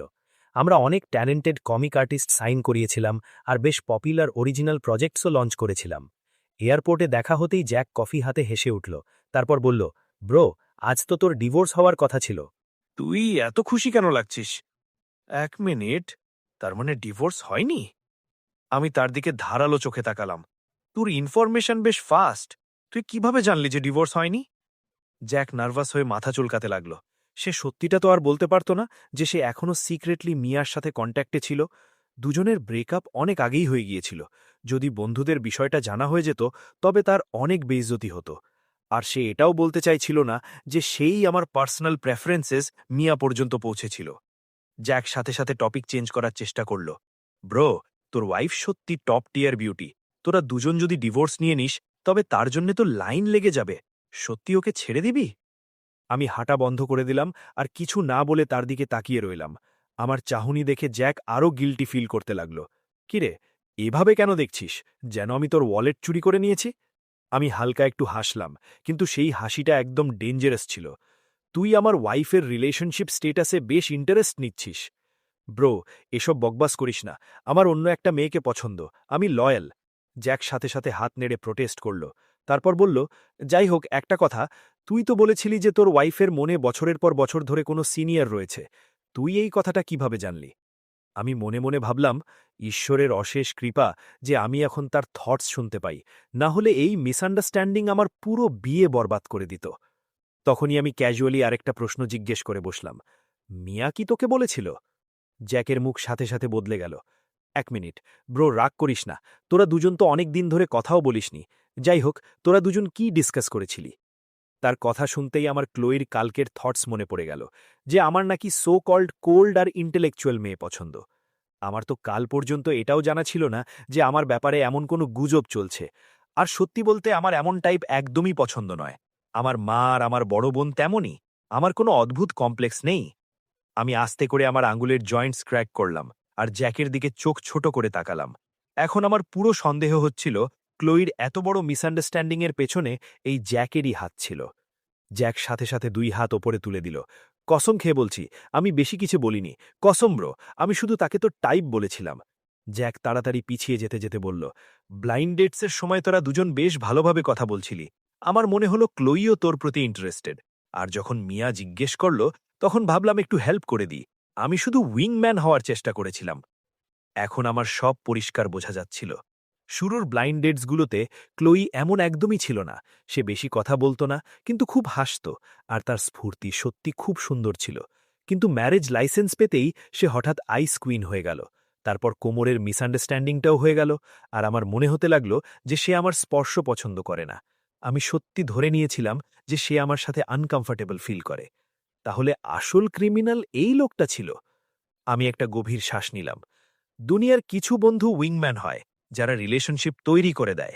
তুই কি রিলেশনশিপ ডেস্ট্রয়ার? জ্যাক একটা অকওয়ার্ড স্মাইল দিল। আমি চোখ ছোট করে জিজ্ঞেস করলাম, আচ্ছা বল, তুই এক্স্যাক্টলি কি বলেছিলি আমার টাইপ সম্পর্কে? ডিটেলে বল। জ্যাক কোনো লজ্জা ছাড়াই জবাব দিল, এলিগেন্ট, ইন্টেলেকচুয়াল, একটু আনরিচেবল, যেমন পাহাড়ের চূড়ায় ফোটা কোনো ফুল। তার মুখে গর্বের ছাপ ছিল, যেন সে কোনো মহাৎ কাজ করে ফেলেছে। আমার মুখ ধীরে ধীরে কালো হতে লাগল। এই কনক্লুশন তুই বের করলি কিভাবে? জ্যাক সাথে সাথে বলল, কলেজের কথা মনে আছে, যখন এই কিউট জুনিয়র সবার সামনে তোকে প্রপোজ করেছিল? তুই সোজা মানা করে দিলি, আর বললি যে তোর ফাইপার অ্যাক্টিভ, কিউট আর ক্লিঙ্গি মেয়ে পছন্দ নয়। তুই ইন্ডিপেন্ডেন্ট আর ইন্টেলেকচুয়াল উইমেন প্রেফার করিস। বলতে বলতে জ্যাক থেমে গেল। সে আমার এক্সপ্রেশন দেখে ফেলেছিল। আমি দাঁত কিরকির করে বললাম, তুই সত্যি আমার সবচেয়ে ভালো বন্ধু। তোর মতো বন্ধু থাকার পর শত্রুর আর কোনো দরকারই নেই। তোকে পোলাইট রিজেকশন আর আসল প্রেফারেন্সের তফাতও জানা নেই। ওটা একটা এক্সকিউজ ছিল, স্রেফ তাকে এম্বারাস হওয়া থেকে বাঁচানোর জন্যে। জ্যাকের চোখ বড় বড় হয়ে গেল। আরে, তুই আগে কখনো রিলেশনশিপে ছিলিস না, আমি কিভাবে জানব? আমি তো ভেবেছিলাম তুই সত্যি বলছিস। আমার মনে হয়েছিল তোর স্ট্যান্ডার্ডস খুব হাই, আর তোর কিউট মেয়ে একদমই পছন্দ নয়। এখন অন্তত একটা কথা পরিষ্কার হয়ে গিয়েছিল, ক্লোইর পুরো ভুল ইনফরমেশনের সোর্স ছিল জ্যাক আর মিয়া। দুজনে মিলে 2 বছরের মিসআন্ডারস্ট্যান্ডিং ক্রিয়েট করে ফেলেছিল। কিন্তু তারপর আমি আরেকটা বিষয় বুঝলাম। সবচেয়ে বড় প্রবলেম জ্যাক ছিল না, সবচেয়ে বড় প্রবলেম ছিলাম আমি আর ক্লোই। আমরা কখনো প্রপারলি কথাই বলিনি, কখনো একে অপরকে বোঝার চেষ্টাই করিনি। 2 বছরের বিয়ের পরও আমরা স্ট্রেঞ্জার্সদের মতো থাকছিলাম। আসল ইস্যু ছিল কমিউনিকেশনের অভাব। ওদিকে ক্লোই দ্রুত গতিতে ইউনিভার্সিটি ল্যাবের দিকে যাচ্ছিল। আমার সামনে সে একটা ড্রামাটিক ফ্যান গার্ল বনে যেত, কিন্তু বাকি দুনিয়ার সামনে সে ন্যাচারালি আইস কুইনই ছিল। ল্যাবের ভেতর ঢুকতেই 4 জন গ্র্যাজুয়েট স্টুডেন্ট সোজা হয়ে দাঁড়িয়ে গেল। Good morning professor. ক্লোই শুভ হালকা মাথা নাড়ল। Good morning. যে এক্সপেরিমেন্টাল ডেটা সাবমিট করেছ তার রিপোর্ট নিয়ে এসো, আজ মেথোডোলজি ডিসকাস করব। তারপর পুরো দিন সে ল্যাবে বিজি রইল, প্রতিটা ছোট ভুল শুধরে দিতে লাগল, প্রতিটা ক্যালকুলেশন চেক করতে লাগল। সন্ধে 6:30 তার ফোন ভাইব্রেট করল। মিয়া কল করছিল। ক্লোই স্ক্রিন দেখল, কিন্তু কল রিসিভ করল না। তার হাত তখনও ইকুইপমেন্ট অ্যাডজাস্ট করছিল। প্রায় 20 মিনিট পর অবশেষে কাজ শেষ হল। ঠিক আছে, অনেক দেরি হয়ে গেছে, তোমরা ডর্মে ফিরে যেতে পারো। হোয়াইট ল্যাব কোট পরা লিলি সম্মানের সাথে জিজ্ঞেস করল, প্রফেসর, আপনি কি আমাদের সাথে ডিনার করবেন? আপনি পুরো দিন কাজ করছিলেন। কেভিনও সাথে সাথে বলে উঠল, হ্যাঁ প্রফেসর, সামনেই একটা নতুন KBBQ রেস্টুরেন্ট খুলেছে, খুব ভালো, আজ আমরা ট্রিট দিচ্ছি। ক্লোই নিজের ডেস্ক পরিষ্কার করতে করতে জবাব দিল, দরকার নেই, তোমরা যাও, শুধু পরের বার ডেটাতে এত বড় মিস্টেক যেন না হয়, বুঝেছ? দুজন স্টুডেন্ট সোজা হয়ে দাঁড়িয়ে গেল। সরি প্রফেসর, পরের বার বেশি কেয়ারফুল থাকব। ক্লোই মাথা নাড়ল আর কিছু বলল না। নিজের ডিজাইনার ব্যাগটা তুলল আর ল্যাব থেকে বেরিয়ে গেল। বাইরে থেকে তার এক্সপ্রেশন সবসময়ের মতো ঠান্ডা ছিল, কিন্তু ভেতর থেকে, আমি ক্ষুধায় মরে যাচ্ছি। KBBQ, আজ রাতে মিয়ার সাথে KBBQ খেতে যাব। আমার তো হাবির জন্য KBBQ গ্রিল করার কথা ছিল, সে বিজনেস ট্রিপে কেন গেল? ক্লোই ভেতরে ভেতরে উদাস হচ্ছিল। ওদিকে কেভিন আর লিলি তার দূরে চলে যাওয়া ফিগারের দিকে তাকিয়েছিল। সে যখন হলওয়ের কোনায় গায়েব হয়ে গেল, তখন গিয়ে দুজন স্বস্তির শ্বাস নিল। কেভিন ক্লান্ত হয়ে বলল, আমাদের প্রফেসর এত সুন্দরী যে মডেল মনে হয়, কিন্তু আমাকে সে আমার এশিয়ান মায়ের থেকেও বেশি ভয় দেখায়। লিলির সাথে সাথে মাথা নাড়ল। সত্যি, আগে মনে হতো ইয়াং প্রফেসররা চিল হয়, আর প্রফেসর ক্লোইর ওয়েস্টও দারুণ, একদম মডেলদের মতো। কিন্তু কে জানত সে এত স্ট্রিক্ট হবে? সে তো একটা ডিমন। কেভিন হেসে ফেলল, ঠিক বলেছিস, ভেবেই আমার ভয় লাগছে। বাড়িতে নিজের হাজবেন্ডের সাথেও কি সে এমনই থাকে? এত ঠান্ডা ওরা কে সার্ভাইভ করতে পারে? কিছুক্ষণ পর ক্লোই মিয়া স্পোর্টস কারে বসেছিল। তার মুড একদম অফ ছিল। মিয়া, আমি বলছি, তোমার ইনফরমেশন 100% ভুল। মিয়া স্টিয়ারিং হুইল ধরে দাঁত চেপে ধরল।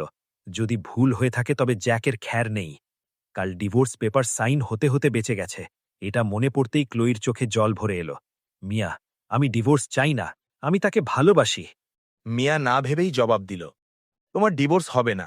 আমি এখন তোমাকে তোমার আর্সেনাল রিস্টক করাতে নিয়ে যাচ্ছি। তার চোখে শয়তানি চমক ছিল। ক্লোইর মিয়ার উপর তুরু ভরসা ছিল। যদি মিয়া বলে যে সব ঠিক হয়ে যাবে, তবে সে মেনে নিত। কিন্তু যখন কার একটা নিয়ন লাইটে ঝলমলে লাক্সারি বুটিকের সামনে থামল, তখন তার শান্ত এক্সপ্রেশন ভেঙে গেল। ভেতর থেকে সে প্যানিক করতে লাগল। আমরা কি সত্যি ভেতরে যাচ্ছি? আমরা দুজনেই মেয়ে, কতটা এম্বারেসিং। কিন্তু মিয়া তার কবজি ধরল আর সোজা ভেতরে টেনে নিয়ে গেল। তুমি নিজে বললে না যে তোমার সিডাকশন অ্যাটেম্প্ট ফেল হয়ে গেছে, মানে তোমার ইকুইপমেন্ট উইক ছিল? এবার আমাকে ট্যাকেল অ্যাডভাইজার হতে দাও। ক্লোই দ্বিধাগ্রস্ত হয়ে জিজ্ঞেস করল, এটা সত্যি দরকারি? কিন্তু তা সত্ত্বেও সে মিয়ার সাথে চলতে লাগল, কারণ একটা কথা পাকা ছিল, সে ডিভোর্স একদমই চাইত না। ওদিকে আমার বিজনেস ট্রিপ এক্সপেক্টেড সময়ের চেয়ে অনেক বেশি লম্বা হয়ে গেল। জ্যাকের কন্ট্যাক্টস ভালো ছিল, কিন্তু যাদের সাথে দেখা করতে হচ্ছিল তারা খুব কঠিন লোক ছিল। কেউ অ্যারোগেন্ট স্ক্রিন রাইটার, কেউ কৃপন ইনভেস্টার, কেউ মিটিং ক্যান্সেল করে দিত, তো কেউ নতুন শর্ত বসিয়ে দিত। যে ট্রিপ দুদিনে শেষ হবার কথা ছিল, তা প্রায় 1 সপ্তাহ টেনে গেল। এত পার্টিজ আর বিজনেস ডিনার্স অ্যাটেন্ড করতে হচ্ছিল যে আমার মনে হতে লাগলো আমার স্টমাকই খারাপ হয়ে যাবে। অবশেষে অনেক কঠোর পরিশ্রমের পর একটা বড় প্রোডাকশন কোম্পানি মিটিংয়ের জন্য রেডি হলো। এই কারণেই ক্লোইর সাথে যে ইম্পর্ট্যান্ট কথাটা বলার ছিল তা বারবার পোস্টপন হচ্ছিল। কিন্তু এবার কিছুটা আলাদা ছিল। আগে যখনই আমি ট্রিপে যেতাম, ক্লোইর দিক থেকে কোনো মেসেজ আসত না, কিন্তু এখন আমি তাকে কল করে দেরির জন্য সরি বললাম, সাথে সিক্রেটলি এটাও টেস্ট করলাম যে আমি কি ফোনে তার থটস শুনতে পাই কিনা। দুর্ভাগ্যবশত না, মনে হচ্ছিল টেলিপ্যাথিরও রেঞ্জ লিমিট ছিল। ফোনে ক্লোই কোনো কমপ্লেন করল না, স্রেফ কামলি কথা বলল। কিন্তু সেই কলের পর থেকে আমাকে প্রতিদিন সকালে আর রাতে মেসেজেস আসতে লাগল। গুড মর্নিং, গুড নাইট, আজ লাঞ্চে কি খেলে, ল্যাবে কি হলো, রাস্তায় কি দেখলে, সব কিছু। তার মেসেজেসগুলো একটু ড্রাই লাগত, যেমন ডেইলি রিপোর্ট হয়। একবার তো সে জিজ্ঞেসও করে বসল, আমি কি তোমার কাজে ডিস্টার্ব করছি? যদি করে থাকি তবে আমি মেসেজ পাঠানো বন্ধ করে দেব। মেসেজ পড়তেই তার মুখটা মনে পড়ে গেল, আর তার ভেতরে ভেতরে কেঁদে ফেলাটাও। আমি রিপ্লাই করলাম, না, আমার এটা ইন্টারেস্টিং লাগে। এই মেসেজেসগুলো পড়ে বোরিং বিজনেস ডিনার্স একটু কম বোরিং লাগে। সে স্রেফ একটা ছোট জবাব দিল, ও। তারপর থেকে মেসেজেস আরও বেড়ে গেল। যাতায়াতের সময় দেখা সুন্দর ভিউ, রাস্তার পাশে বসে থাকা মোটা একটা স্ট্রে ক্যাট, লাঞ্চের ফটো, র্যান্ডম ছোটখাটো কথাবার্তা। আমি 1 সপ্তাহ ধরে বাড়ি থেকে দূরে ছিলাম আর কাজে ডুবেছিলাম, তা সত্ত্বেও আমার মনে হচ্ছিল যে আমি আগের চেয়ে বেশি ক্লোইর কাছে চলে এসেছি। কিছুদিন পর ফাইনালি আমি ফিরে এলাম, কিন্তু আমি তাকে ফ্লাইটের ডিটেলস বলিনি। আমি তাকে সারপ্রাইজ দিতে চেয়েছিলাম। ইউনিভার্সিটিতে পৌঁছে আমি তার ল্যাবের কাছে গিয়ে গ্লাসের বাইরে গিয়ে দাঁড়ালাম। ভেতরে ক্লোই দাঁড়িয়েছিল, তার মুখে সেই আইস কুইন এক্সপ্রেশনই ছিল। তার সামনে 4জন স্টুডেন্ট দাঁড়িয়েছিল। সবাই তার বয়সের আশেপাশেই লাগছিল, কিন্তু তার অরার সামনে একদম দেবে গিয়েছিল। ক্লোইর গলার আওয়াজ ঠান্ডা আর শক্ত ছিল। আমি শেষবারের মতো বলছি, যদি কাজ করতে পারো তবে করো, আর যদি না করতে পারো তাহলে অ্যাডভাইজার চেঞ্জ করে নাও। আর যদি ফ্যাকাল্টিকে নিজে গিয়ে বলতে ভয় পাও তাহলে আমি এক্ষুনি গিয়ে বলে দিচ্ছি। এটা প্রথমবার ছিল যখন আমি তার গলায় এত ঠান্ডা কঠোরতা শুনলাম। আগেও সে রিজার্ভড ছিল, কিন্তু তার টোনে এত ধারালো ভাব থাকত না। গ্লাসের ওপাশে হোয়াইট ল্যাব কোট পরে পুরো রুম কন্ট্রোল করতে দেখা ক্লোইকে দেখে আমার মাথায় হঠাৎ একটা খেয়াল এলো। হয়তো আমার বসি আর আলুফ টাইপ একটু পছন্দেই হয়। আর এটা ভেবে আমি নিজেই অবাক হয়ে গেলাম, কারণ সত্যি বলতে তাকে বেশ অ্যাট্রাক্টিভ লাগছিল। কেভিন জানত যে বকুনি খাওয়ার সময় মনোযোগ অন্যদিকে যাওয়া ভুল, কিন্তু হলওয়েতে দাঁড়িয়ে থাকা লোকটা এত অ্যাটেনশন টানছিল যে সে বারবার তার দিকে তাকাচ্ছিল। আর যেহেতু ল্যাবে অন্য কেউ ছিল না, তার মাইন্ড ডাইভার্ট হওয়া সাথে সাথে ধরা পড়ে গেল। কেভিন, তুমি বারবার কি দেখছ? তোমার ডেটা কি হলওয়েতে রাখা আছে? ক্লোই ঠান্ডা গলায় জিজ্ঞেস করল। আর তারপর সে ঘুরে তাকাল। শুধু এক পলকের জন্য তার চোখ দুটো আমার উপর আটকে গেল। যে প্রফেসর কিছু সেকেন্ড আগে পর্যন্ত আইস কুইন মোডে ছিল, যে ভেতরে ভেতরে নিজেকে শান্ত রাখার চেষ্টা করছিল, আমাকে দেখেই সে পুরোপুরি হেলে গেল। তার মুখে শক চমকে উঠল, কিন্তু আসল হাঙ্গামা তো তার মাথায় হল। আহা, হাবি ফিরে এসেছে। হাবি কি আমাকে নিতে এসেছে? আমি কি এখন খুব বেশি স্ট্রিক্ট লাগছিলাম? হাবি, প্লিজ ভুল বুঝো না। আমি মিন নই, আমি খুব সুইট। এসব স্টুপিড এক্সপেরিমেন্টের কারণে হয়েছে, আর এই স্টাবার্ন স্টুডেন্টসদের কারণে। সকাল থেকে এখন পর্যন্ত আমি হাবিকে এক্স্যাক্টলি ১৬৮ ঘন্টা দেখিনি। ১০,০৮০ মিনিট, ৬,৪৮,০০০ সেকেন্ড। আমি তাকে এত মিস করেছি যে আমি মরে যেতে পারি। ব্যাস, আমি অফিসিয়ালি ফেঁসে গেছিলাম। আমি তাকে হালকা একটু স্মাইল দিলাম আর ইশারা করলাম যে সে যেন তার কাজ ফিনিশ করে নেয়। আমার কোনো তাড়া ছিল না। ক্লোই আমাকে দেখে ফেলেছিল, এখন আর তার কাউকে বকার মন ছিল না। কিন্তু সে খুব অবভিয়াসও হতে চাইছিল না। সে আবার স্টুডেন্টদের দিকে ঘুরল। মুখ এখনও সিরিয়াস ছিল, কিন্তু আগের সেই টেরিফাইং অরা গায়েব হয়ে গিয়েছিল। আজ যেসব মিস্টেক্স আমি পয়েন্ট আউট করেছি, ওগুলো যদি আবার রিপিট হয় তাহলে ল্যাবে আর ফিরে আসার দরকার নেই। আমাদের দুজনের সময় নষ্ট করো না। সে হাত দিয়ে ডিসমিসালের ইশারা করল। ৪ জন স্টুডেন্ট একসাথে স্বস্তির শ্বাস ফেলল। সবাই জানালার দিকে তাকাল। তারা ক্লিয়ারলি দেখেছিল প্রফেসর বাইরের লোকটিকে দেখা মাত্রই ওনার মুড ইনস্ট্যান্ট চেঞ্জ হয়ে গেল। আমি শুধু হাসলাম আর তাদের ফ্রেন্ডলি নট দিলাম। ক্লোই হালকা একটু কাশল, অথরিটি আবার এস্টাবলিশ করার জন্য। কি হলো, তোমরা কি আরও এক্সপেরিমেন্টস করতে চাও? না প্রফেসর, আমরা যাচ্ছি। সবাই সাথে সাথে ভাগল। যেতে যেতে লিলি সাহস করে জিজ্ঞেস করল, প্রফেসর, বাইরে যে জেন্টলম্যান দাঁড়িয়ে আছেন, উনি কি আপনার হাজব্যান্ড? ক্লুই যে এতক্ষণ চুরি করে করে আমার দিকে তাকাচ্ছিল আর ভেতরে ভেতরে খুশি হচ্ছিল। হাবি প্রথমবার আমাকে অফিস থেকে পিক করতে এলো। আমি লাইভ জিতে গেছি। সে স্রেফ একটা হালকা অ্যারিস্টোক্র্যাটিক নট দিল। হ্যাঁ, ভেতরে তো ফায়ারওয়ার্কস ফুটছিল। কতদিন ধরে ওয়েট করছিলাম। রোজ রাতে স্টার্সদের উইশ করতাম, কিন্তু স্টার্স তো আকাশে থাকে। আমার হ্যান্ডসাম হাবি তো আমার সামনেই দাঁড়িয়ে আছে। আমি তার বাকওয়াজ শুনতে শুনতে কষ্টে হাসি চেপে রাখছিলাম। স্টুডেন্টসরা যেতেই সে বাইরে এলো আর আমার সামনে এসে থামল। সরি, তোমাকে ওয়েট করতে হলো। আমি জানতাম না তুমি চলে আসবে। তুমি কি প্রফেসর লিন বা প্রফেসর জ্যাংয়ের সাথে দেখা করতে এসেছ? আমার পেরেন্টসদের সাথে? আমি ন্যাচারালি হাত বাড়িয়ে তার চশমার পাশ দিয়ে একটা ইম্যাজিনারি লিন্ট সরিয়ে দিলাম। আমি শুধু তোমার চশমা থেকে কিছু সরালাম, আস্তে করে বললাম। কিন্তু ততক্ষণে তার মন কন্ট্রোলের বাইরে চলে গিয়েছিল। ক্র্যাব, শুধু একটা টাচ আর আমি আবার প্রেমে পড়ে গেলাম। এটা লিয়ামের উপর ক্রাশ খাওয়ার ৯৯৮ নম্বর বার। আর একটা হলেই ৯৯৯ হয়ে যাবে। সে আমাকে কখন এতটা ভালোবাসবে যতটা আমি তাকে ভালোবাসি? এবার তার থটে কোনো মজা ছিল না, তাতে সত্যিকারের ব্যথা ছিল আর কিছুটা উদাসীনতাও। আমার বুকে হালকা একটা ব্যথা হলো। হয়তো আমার সত্যিই তাকে বোঝার চেষ্টা করা উচিত, শুধু একটা কিউট রুমমেটের মতো ট্রিট করা উচিত নয়। আমরা দুজন ক্যাম্পাসের শান্ত রাস্তায় সাথে সাথে হাঁটতে লাগলাম। বাইরে থেকে সব শান্ত ছিল, ভেতরে আমি একটা one women comedy show attend করছিলাম। ক্লোইর ইনার ভয়েস নন স্টপ চলছিল, কখনো ফ্লার্ট, কখনো ড্রামা, কখনো সেলফ রোস্ট, কখনো র্যান্ডম প্ল্যানিং।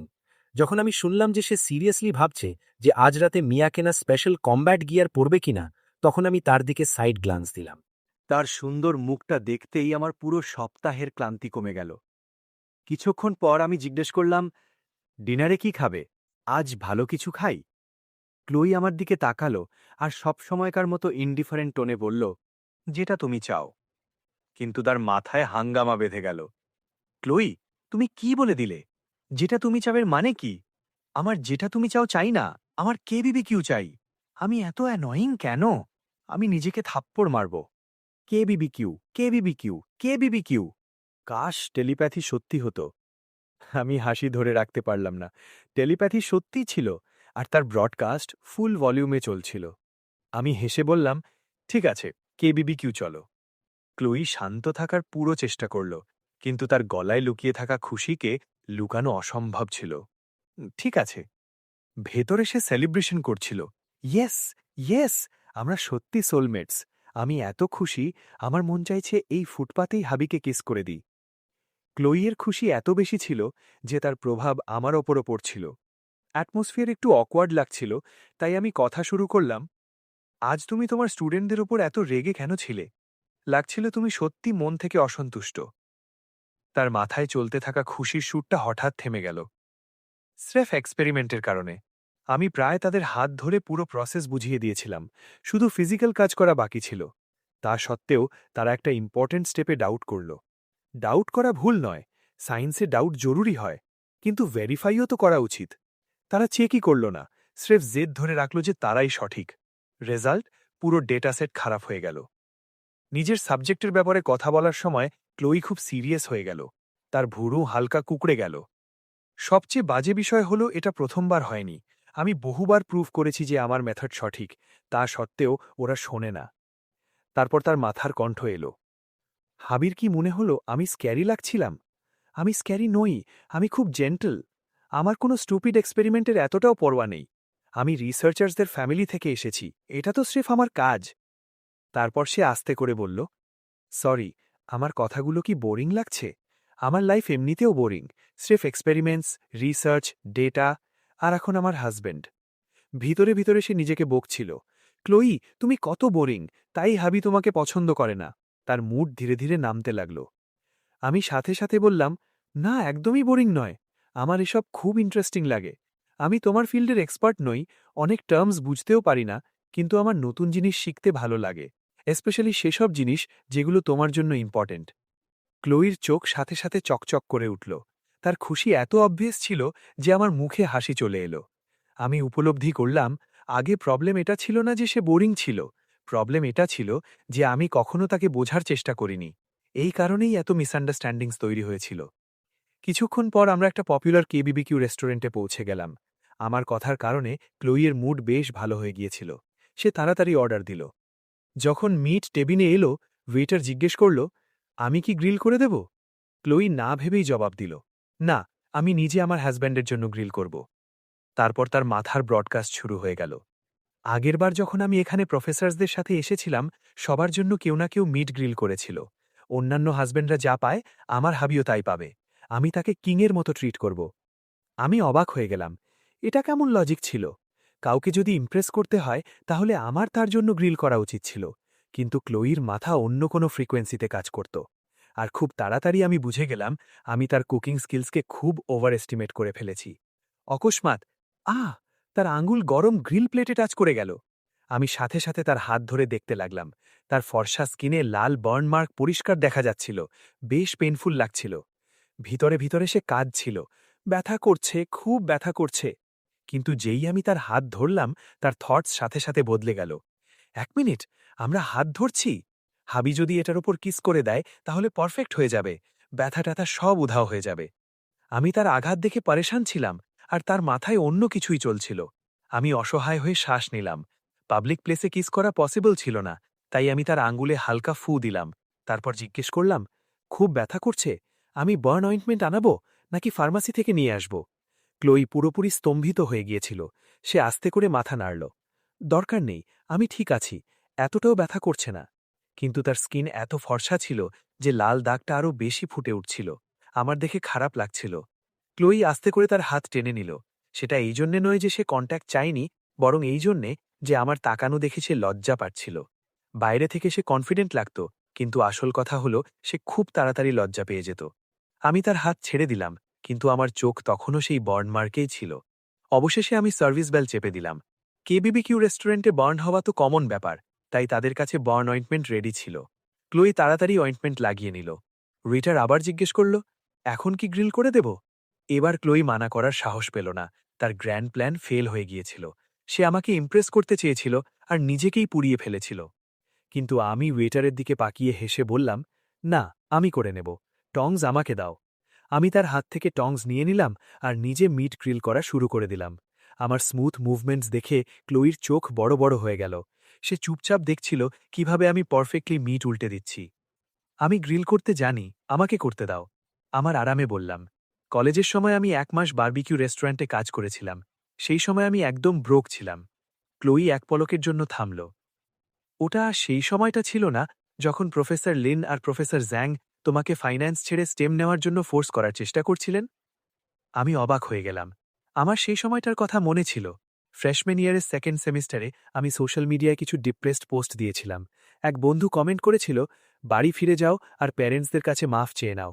আর আমি জবাব দিয়েছিলাম, আমি না খেয়ে মরব না আর রিসার্চ করার জন্য ফিরে যাব না। পরে বন্ধুদের থ্রুতে ক্লোই জানতে পেরেছিল যে আমার প্যারেন্টস ফাইন্যান্স পড়ার বিরুদ্ধে ছিলেন। কিন্তু এটা তুমি কি করে জানলে? আমি সত্যি সারপ্রাইজড হয়ে গেলাম। এটা ফ্রেশম্যান ইয়ারের কথা ছিল। খুব কম লোক জানত। ক্লোই সাথে সাথে প্যানিক করে গেল। সে একটু বেশি কমফোর্টেবল হয়ে গিয়েছিল আর ভুলবশত বেশি কথা বলে ফেলল। প্রথমে সে জ্যাকের নাম নিতে যাচ্ছিল, কিন্তু আমার চোখের দিকে তাকিয়ে থেমে গেল। কিছু সেকেন্ড পর সে আস্তে করে বলল, আমি সেই সময় তোমার সোশ্যাল মিডিয়া সিক্রেটলি ফলো করতাম। তখন আমি ফ্রেশম্যান ছিলাম। আমি চোখের পলক ফেললাম। তুমি তো আমার থেকে ছোট। সেই সময় তুমি হাই স্কুলে ছিলে না? ক্লোই ফাইনালি পাস্টের পাথা তুলে ধরল। আমি সুযোগ দেখে জিজ্ঞেস করলাম, তার মানে আমরা আগে থেকেই একে অপরকে চিনতাম? তার মুখ লাল হয়ে গেল। হাতের জ্বালাটাও যেন আরও গরম মনে হতে লাগল।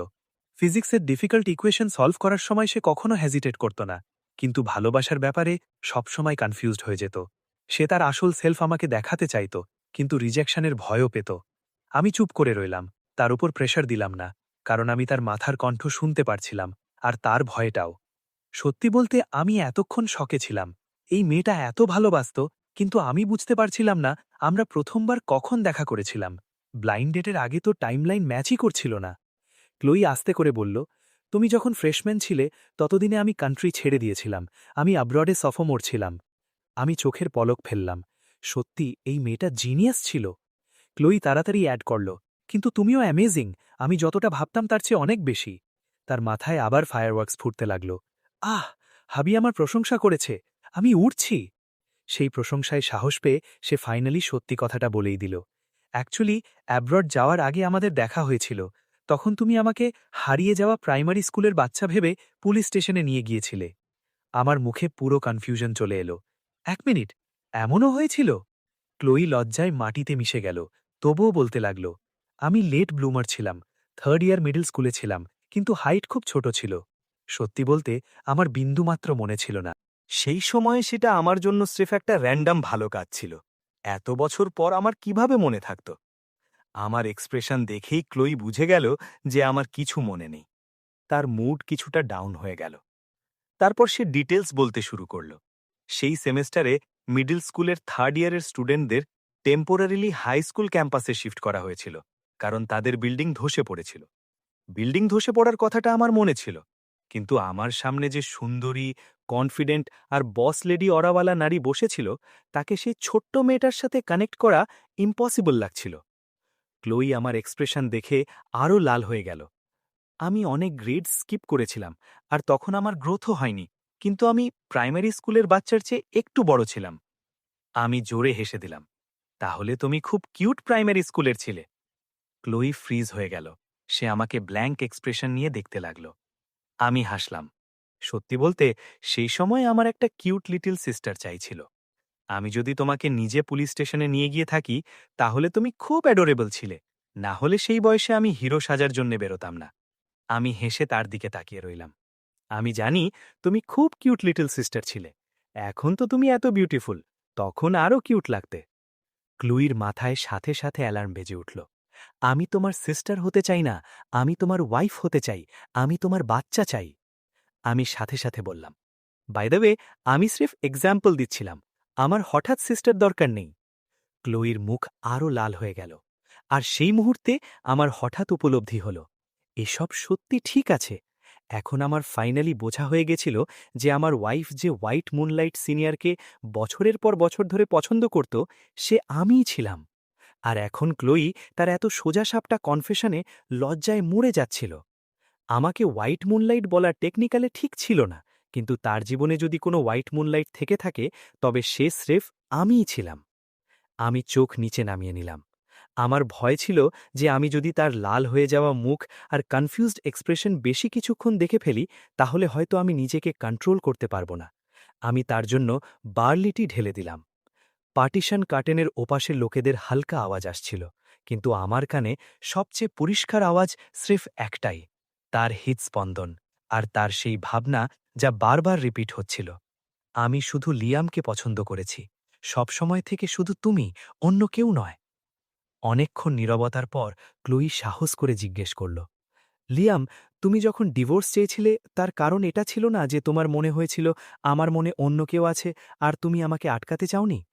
এখন যখন তুমি জেনে গেছো যে সব মিসআন্ডারস্ট্যান্ডিং ছিল, তুমি কি আমাদের আরেকটা চান্স দেবে? আমি তার দিকে তাকিয়ে রইলাম আর সিরিয়াস টোনে বললাম, হ্যাঁ, আমরা আবার ট্রাই করব। ক্লোয়ি তার খুশি লুকানোর খুব চেষ্টা করল। বাইরে থেকে সে শান্ত বজায় রাখল। ঠিক আছে, আজ থেকে আবার শুরু করা যাক। কিন্তু তার মাথায় ফায়ারওয়ার্কস ফুটছিল। আহ, এটা কি সেই ফিলিং, অন্ধকারে পথ খুঁজে পাওয়ার মতো? আমি আমার হাবিকে ডেট করব। 1 মিনিট, এটা একটু উইয়ার্ড লাগছে। আমরা তো আগে থেকেই বিবাহিত। ছাড়ো, আমি খুব খুশি, অনেক বেশি খুশি। আমি তার চকচকে চোখের দিকে তাকিয়ে হাসলাম, তারপর মজায় বললাম, বাই দ্য ওয়ে, তুমি যে মিয়াকে দিয়ে আমার টাইপ ইনভেস্টিগেট করিয়েছিলে তাতে একটু প্রবলেম ছিল। ক্লোয়ির চোখ গোল গোল হয়ে গেল। তুমি জানতে? তার মানে আমি 2 বছর ধরে ভুল অ্যাক্টিং করছিলাম? তাহলে তোমার কোন টাইপ পছন্দ? আমি ভেবে জবাব দিলাম, আগে আমার নিজের জানা ছিল না, কিন্তু এখন মনে হচ্ছে বুঝে গেছি। স্রেফ তুমি নিজে যেমন আছো তেমনই থাকো, তারপর দেখা যাবে। শেষ পর্যন্ত আমরা হাজব্যান্ড ওয়াইফ, আমাদের সারা জীবন সাথে থাকতে হবে। ডিনারের পর যখন আমরা বাড়ি ফিরছিলাম, ক্লোয়ির মাথায় স্রেফ একটাই কথা ঘুরছিল, হাবি সব জেনে গেছে, ওনারা জানে আমি অ্যাক্টিং করছিলাম, ওনারা সব জানে, আসল ক্লাউন তো আমিই ছিলাম, কিন্তু আমি জিনিয়াসও, আমি ওনাকে পেয়ে গেছি। কারে বসে আমি হাসতে লাগলাম। ক্লুইর সাথে থাকা সত্যি আমার ক্লান্তি মিটিয়ে দিত, আর আমি জেনুইনলি এক্সাইটেড ছিলাম। আমি দেখতে চাইছিলাম যে আইস কুইন মাস্কের পেছনে আসল ক্লুই কেমন। বাড়ি পৌঁছানোর পর আমি আমার রুমের দিকে যেতেই যাচ্ছিলাম, তখনই সে আমাকে থামালো। সে একটু নার্ভাস লাগছিল। আমি পুরোপুরি অ্যাক্টিং করছিলাম না, স্টুডেন্টদের সামনে আমি এমনই থাকি। স্রেফ যারা আমার ক্লোজ তাদের সামনে আমি একটু ক্লিঙ্গি আর লাউড হই। আমার ভয় ছিল যে তোমার ওটা পছন্দ হবে না।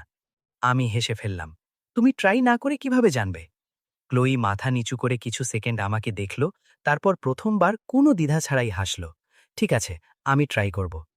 পরের দিন সকালে আমি উঠে ডাইনিং টেবিলে এলাম, আর সেখানে পুরো ব্রেকফাস্ট ফিস্ট আমার অপেক্ষা করছিল। সাথে একটা স্টিকি নোটও ছিল। গুড মর্নিং হাবি, আজ আমার ক্লাস তাড়াতাড়ি আছে, আমি ক্যাম্পাসে যাচ্ছি, খাবার ঠান্ডা হয়ে গেলে গরম করে নিও। ব্রেকফাস্টের পর আমি অফিসে চলে গেলাম। দুপুরের কাছাকাছি আমার কাছে ক্লুইর কল এলো।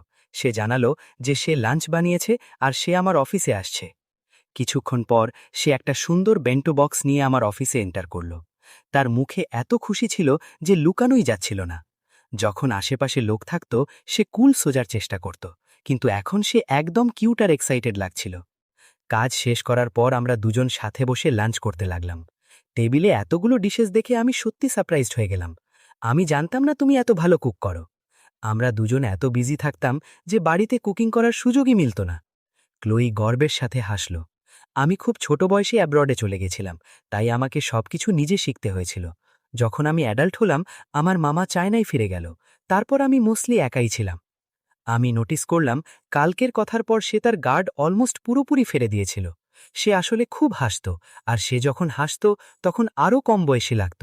তার ইনার ভয়েস শুনে মনে হতো যেন সে কোনো প্রফেসর নয়, বরং ভালোবাসায় ডুবে থাকা একটা নর্মাল মেয়ে। লাঞ্চ বেশ কিছুক্ষণ চলল, কিন্তু আমার মনে হচ্ছিল যে আমি তাকে আগের চেয়ে অনেক বেশি বুঝতে পারছি। খাবার শেষ হবার পর বাইরে থেকে সে নর্মাল ছিল, কিন্তু ভিতরে ভিতরে কমপ্লেন করছিল, আমি অফিস থেকে যেতে চাই না, আমি সবসময়ের জন্য হাবির অফিসে থাকতে চাই। তা সত্ত্বেও সে তাড়াতাড়ি লাঞ্চ বক্সেস প্যাক করা শুরু করে দিল। আমিও হেল্প করার জন্য এগিয়ে গেলাম, এবং হঠাৎ আমাদের হাত একে অপরের সাথে টাচ করে গেল। যেমনই আমাদের হাত টাচ করল, ক্লুইর সাথে সাথে ফ্রিজ হয়ে গেল। সে আমার দিকে তাকালো, তারপর আস্তে করে ফিসফিস করে বলল, আমার লজ্জা লাগছে। আমি 1 সেকেন্ডের জন্য থামলাম, তারপর হেসে ফেললাম, ওয়াইফি, তুমি খুব কিউট। কিউট বলেছে? ক্লোয়ি তার বড় স্মাইল লুকানোর জন্য ঠোঁট কামড়ে ধরল। তার মুখ প্রতি সেকেন্ডে আরও লাল হয়ে যাচ্ছিল। সে আমার চোখের দিকেও তাকাতে পারছিল না। আমি বললাম, আমি তোমাকে ওয়াইফি বললাম, তাহলে তুমি আমাকে হাবি ডাকবে না? এটা খুব বেশি ডিমান্ড তো নয়, তাই না? ক্লুই ছোট করে ঠোঁট কামড়ে ধরল, আঙুলগুলো একে অপরের সাথে মুচড়াতে লাগল। পুরো মুখ লাল হয়ে গেছিল, কিন্তু সে কিছু বলল না। আমিও তাড়াহুড়োয় ছিলাম না। আমি ডেস্ক ড্রয়ার খুললাম আর সকালে কেনা বার্ন অয়েনমেন্ট বের করলাম। কাল রাতে অয়েনমেন্ট লাগিয়েছিলে? আমি ক্যাজুয়ালি জিজ্ঞেস করলাম। ক্লোই একটু রিলিফ পেল, আর কিছুটা ডিসঅ্যাপয়েন্টমেন্টও। সে মাথায় হাজারবার আমাকে হাবি বলে ডাকছিল, কিন্তু সামনে বলা খুব কঠিন মনে হচ্ছিল। হ্যাঁ, আমি কাল রাতে অয়েনমেন্ট লাগিয়েছিলাম। সে নিজের হাতের দিকে তাকালো। আমি অয়েনমেন্ট নিয়ে তার কাছে গেলাম। তার ফর্সা স্কিনে লাল দাগটা এখনও দেখা যাচ্ছিল। তোমার হাত এক্সপেরিমেন্টসের জন্য, এত কেয়ারলেস কিভাবে হতে পারো? চলো অয়েনমেন্ট লাগিয়ে দেই। আমি টিউবটা তার দিকে বাড়িয়ে দিলাম, কিন্তু আমার এক্সপেকটেশনের উল্টো সে সোজা তার হাত আমার দিকে বাড়িয়ে দিল। এটা আমার রাইট হ্যান্ড, লেফট হ্যান্ডটা একটু অকওয়ার্ড। তুমি কি লাগিয়ে দেবে? আমি তার বাড়িয়ে দেওয়া হাতের দিকে তাকিয়ে রইলাম। আমার মন বলছিল মনে করিয়ে দিতে যে কাল রাতে সে নিজে পারফেক্টলি অয়েনমেন্ট লাগিয়েছিল, কিন্তু আমি কিছু বললাম না। স্রেফ তার হাত ধরে নিলাম। সে অয়েনমেন্টের ক্যাপ আগেই খুলে রেখেছিল, আর বড় বড় আশাভরা চোখে আমাকে দেখছিল। হাবির হাত কত গরম! আমার হাত গলে যাচ্ছে, আমি গলে যাচ্ছি। এক্সপেক্টেডভাবেই অয়েনমেন্ট লাগানোর ছোট্ট প্রসেসের সময়ও তার থটস ননস্টপ চলছিল।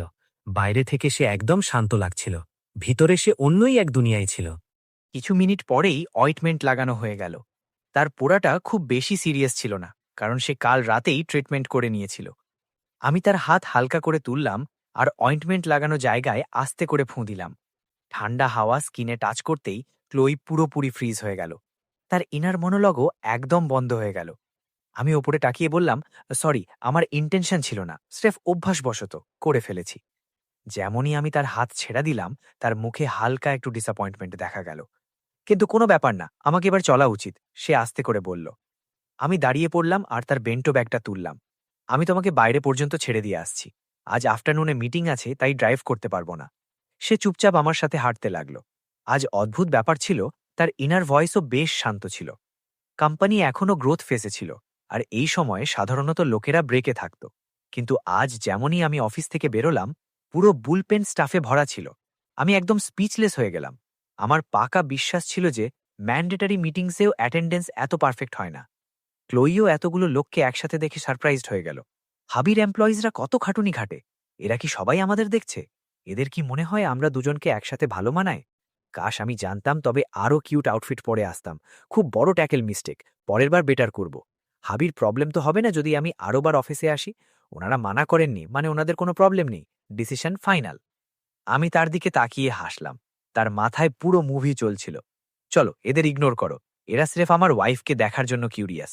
আমি তার শোল্ডারের কাছে হাত রাখলাম, তার সেন্সিটিভ ওয়েস্টের কথা মাথায় রেখে। কিন্তু ক্লোইর অন্য কিছু প্ল্যান ছিল। সে একটা ছোট স্টেপ পেছনে গেল আর জানবুঝে আমার সাথে ধাক্কা খেল। আমি আমার সাইডে তার অনুভব করলাম। তার মাথায় সাথে সাথে ফায়ারওয়ার্কস ফুটল। আমরা হাগ হলাম। হাবি এত জেন্টলম্যান কেন? কতটা ফ্রাস্ট্রেটিং! কিন্তু কোনো ব্যাপার না, আমি প্রথম স্টেপ নেব। আমি সাথে সাথে তাকে বাইরের দিকে নিয়ে গেলাম। তার থটস আবার বেশি ওয়াইল্ড ডিরেকশনে যাচ্ছিল। কার এনেছো? আমি জিজ্ঞেস করলাম। হ্যাঁ, আমি নিজে ড্রাইভ করে এসেছিলাম, আমি ফিরে যাব। আমি তার কারকে দূরে চলে যেতে দেখতে লাগলাম। তারপর অফিসের ভেতরে ফিরে এলাম। ওদিকে ক্লোই সোজা বাড়ি গেলাম। সে সোজা মিয়ার কাছে পৌঁছে গিয়ে কমপ্লেন্ট করতে লাগলো। আমি কমব্যাট গিয়ার কিনেছিলাম, কিন্তু ওটা ইউজ করার সুযোগই মিলল না। রোম্যান্সের ব্যাপারে সে পুরো বিগিনার ছিল, আর তার নিজের সেলফ প্রোক্লেমড অ্যাডভাইজার মিয়ার খুব দরকার ছিল। মিয়া যে এক রিচ কিড থেকে বিউটি লাইফস্টাইল ইনফ্লুয়েন্সার হয়েছিল, নিজের রেগুলার লাক্সারি ক্যাফেতে আরামসে চা খাচ্ছিল যখন ক্লোই ভেতরে এলো। পার্ট টাইম বারিস্তা হেসে গ্রিট করল। ক্লোইও স্মাইল করে থ্যাংক ইউ বলল, তারপর গিয়ে মিয়ার সামনে বসে পড়ল। মিয়া হাত নাড়িয়ে বলল, হে গর্জেস, কোথা থেকে আসছো? ক্লোইর চোখ চকচক করে উঠল। ও মাই গড, তুমি কিভাবে জানলে যে আমি এইমাত্র হাবির সাথে লাঞ্চ করে আসছি? আমার কফি চাই না, আমার হাবি আমাকে মাত্রই চা খাইয়েছে।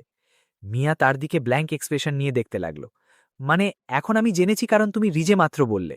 তুমি কি স্রেফ ফ্লেক্স করতে এখানে এসেছো? ক্লোইর মুখে চকচকে খুশি দেখে মিয়া বুঝতে পারছিল না এত সুন্দরী মেয়ের সাথে লিয়াম 2 বছর কিভাবে কাটিয়ে দিল, আর তাও কিছু হলো না। সে মনে মনে ডিসাইড করল যে পরে জ্যাককে অবশ্যই জিজ্ঞেস করবে।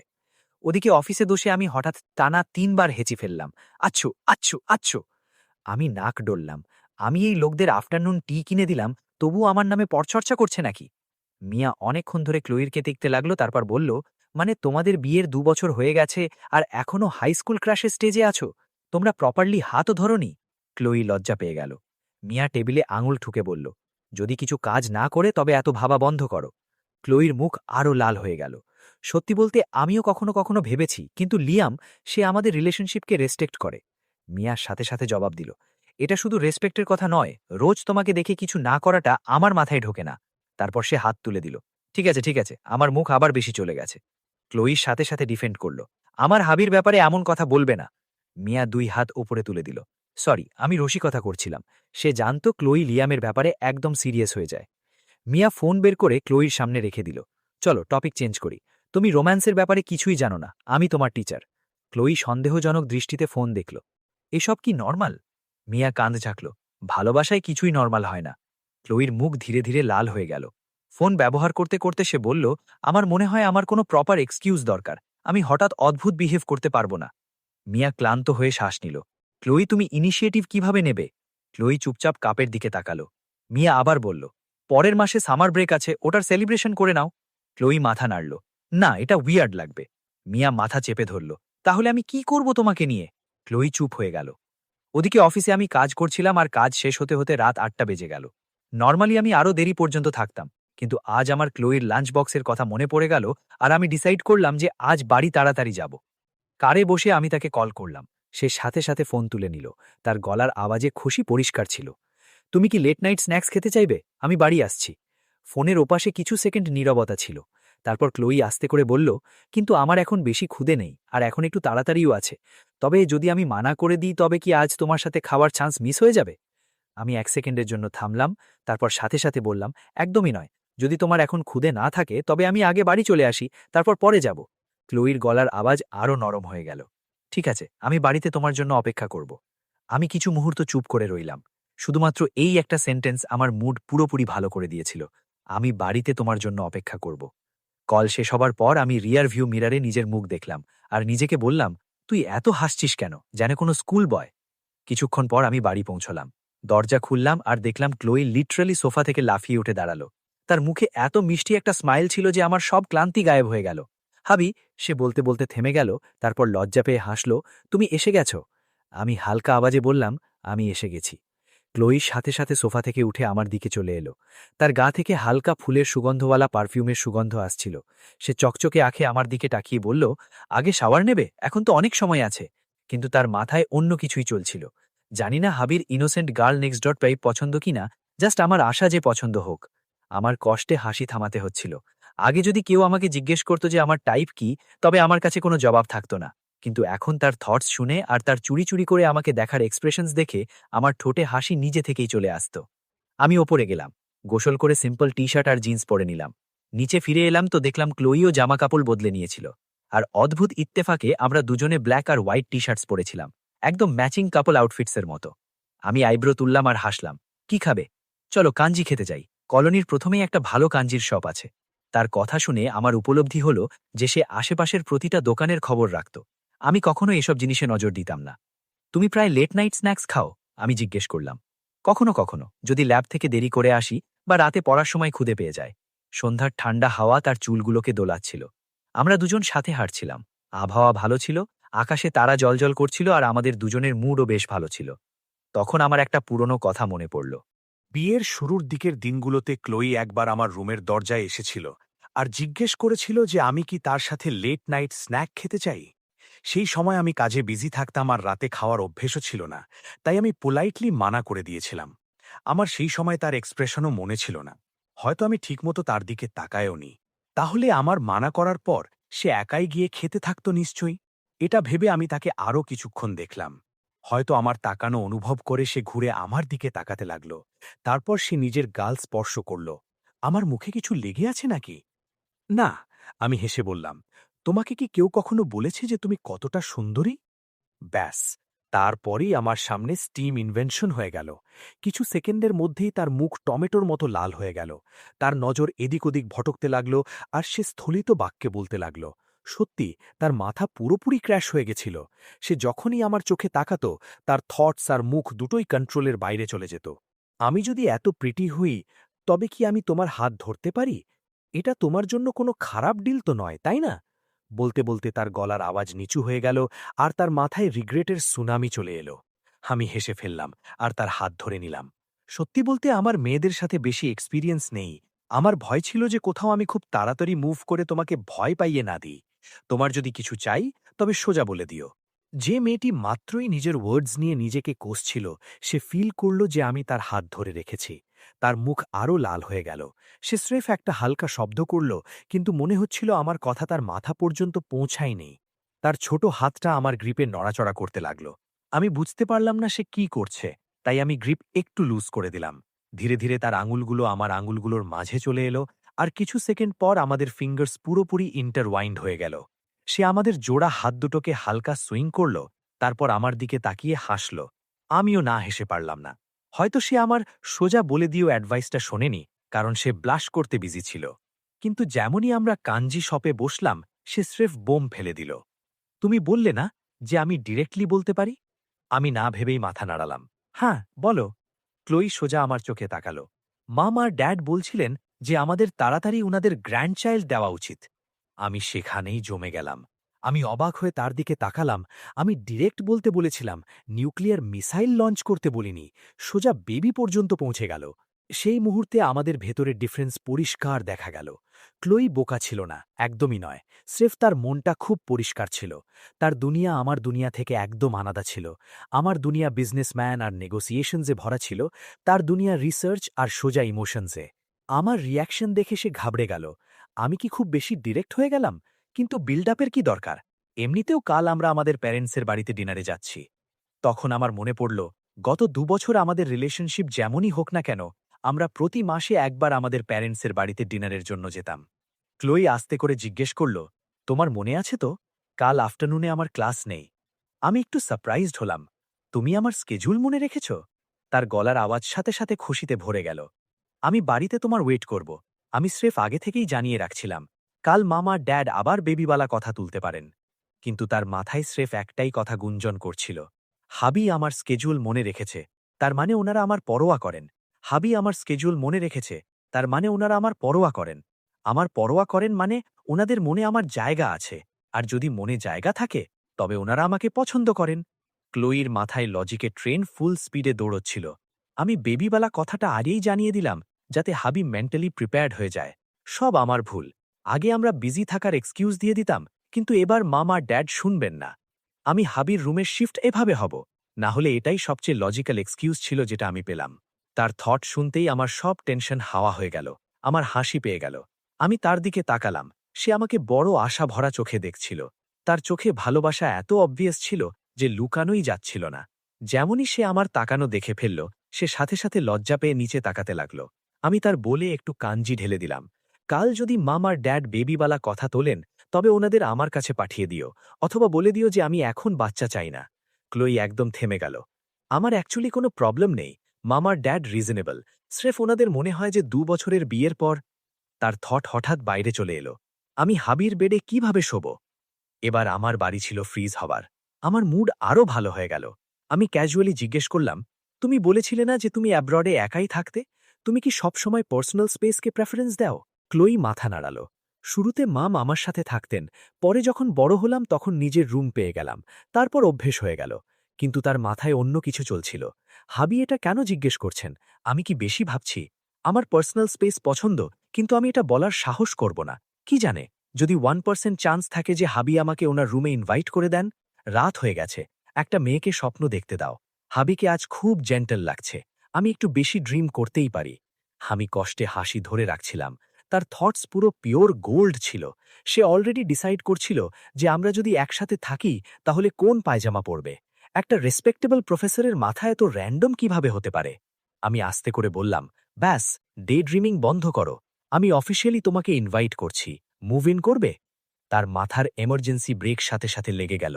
তার চোখ আরও বড় হয়ে গেল, যেন আমি কোনো ইম্পসিবল কথা বলে ফেলেছি। আমি তাড়াতাড়ি অ্যাড করলাম, স্রেফ তোমার ওপিনিয়ন জিজ্ঞেস করছি। তুমি যদি কমফোর্টেবল না হও তবে কোনো ব্যাপার না, কিন্তু আমরা বিবাহিত। হ্যাঁ। তারপর সাথে সাথে নিজের মুখ হাত দিয়ে ঢেকে ফেলল আর লজ্জা পেয়ে নিজে তাকাতে লাগল। আমার মানে আমাদের বিয়ের ২ বছর হয়ে গেছে, আর আমরা রিলেশনশিপকে সিরিয়াসলি চান্স দিতে চাই, তাই একসাথে থাকা তো নর্মালি, তাই না? সে নার্ভাস হয়ে আমার দিকে তাকালো। আমি তার ছোট ছোট এক্সপ্রেশনসগুলো দেখে হাসলাম। একদম একটা ছোট্ট স্ট্রে কিটেনের মতো লাগছিল, যে ধীরে ধীরে ট্রাস্ট করা শিখছে। আমি বললাম, আর টেনশন নিও না। যতক্ষণ না আমরা দুজন সেই স্টেজ পর্যন্ত পৌঁছাই আমি তোমার সাথে কিছু ফোর্স করব না। তার থটের কণ্ঠ সাথে সাথে থেমে গেল। কি মানে? উনি আমার সাথে কিছু কেন করবেন না? আমি কি অ্যাট্রাক্টিভ নই? আমি কি সেক্সি নই? আমার তো ভয় যে উনি কিছুই করবেন না। চলো আগে রুমে ঢোকো, বাকিটা পরে দেখে নেওয়া যাবে। Black টাইটস, white টাইটস। আমি সাথে সাথে একটা সাইড ডিশ তার দিকে সরিয়ে দিলাম। তার থটস ডেঞ্জারাস ডিরেকশনে যাচ্ছিল। খাবার খাও, সিউইড কাঞ্জি ঠান্ডা হয়ে গেলে ভালো লাগবে না। রুম শিফট করার কথা কাল প্যারেন্টসের বাড়ি থেকে ফেরার পর করব। তার মাথায় আবার চিৎকার শুরু হয়ে গেল। আমি আজ রাতেও শিফট করতে পারি, এখনও করতে পারি। কিন্তু বাইরে থেকে সে একদম কম্পোজড ছিল।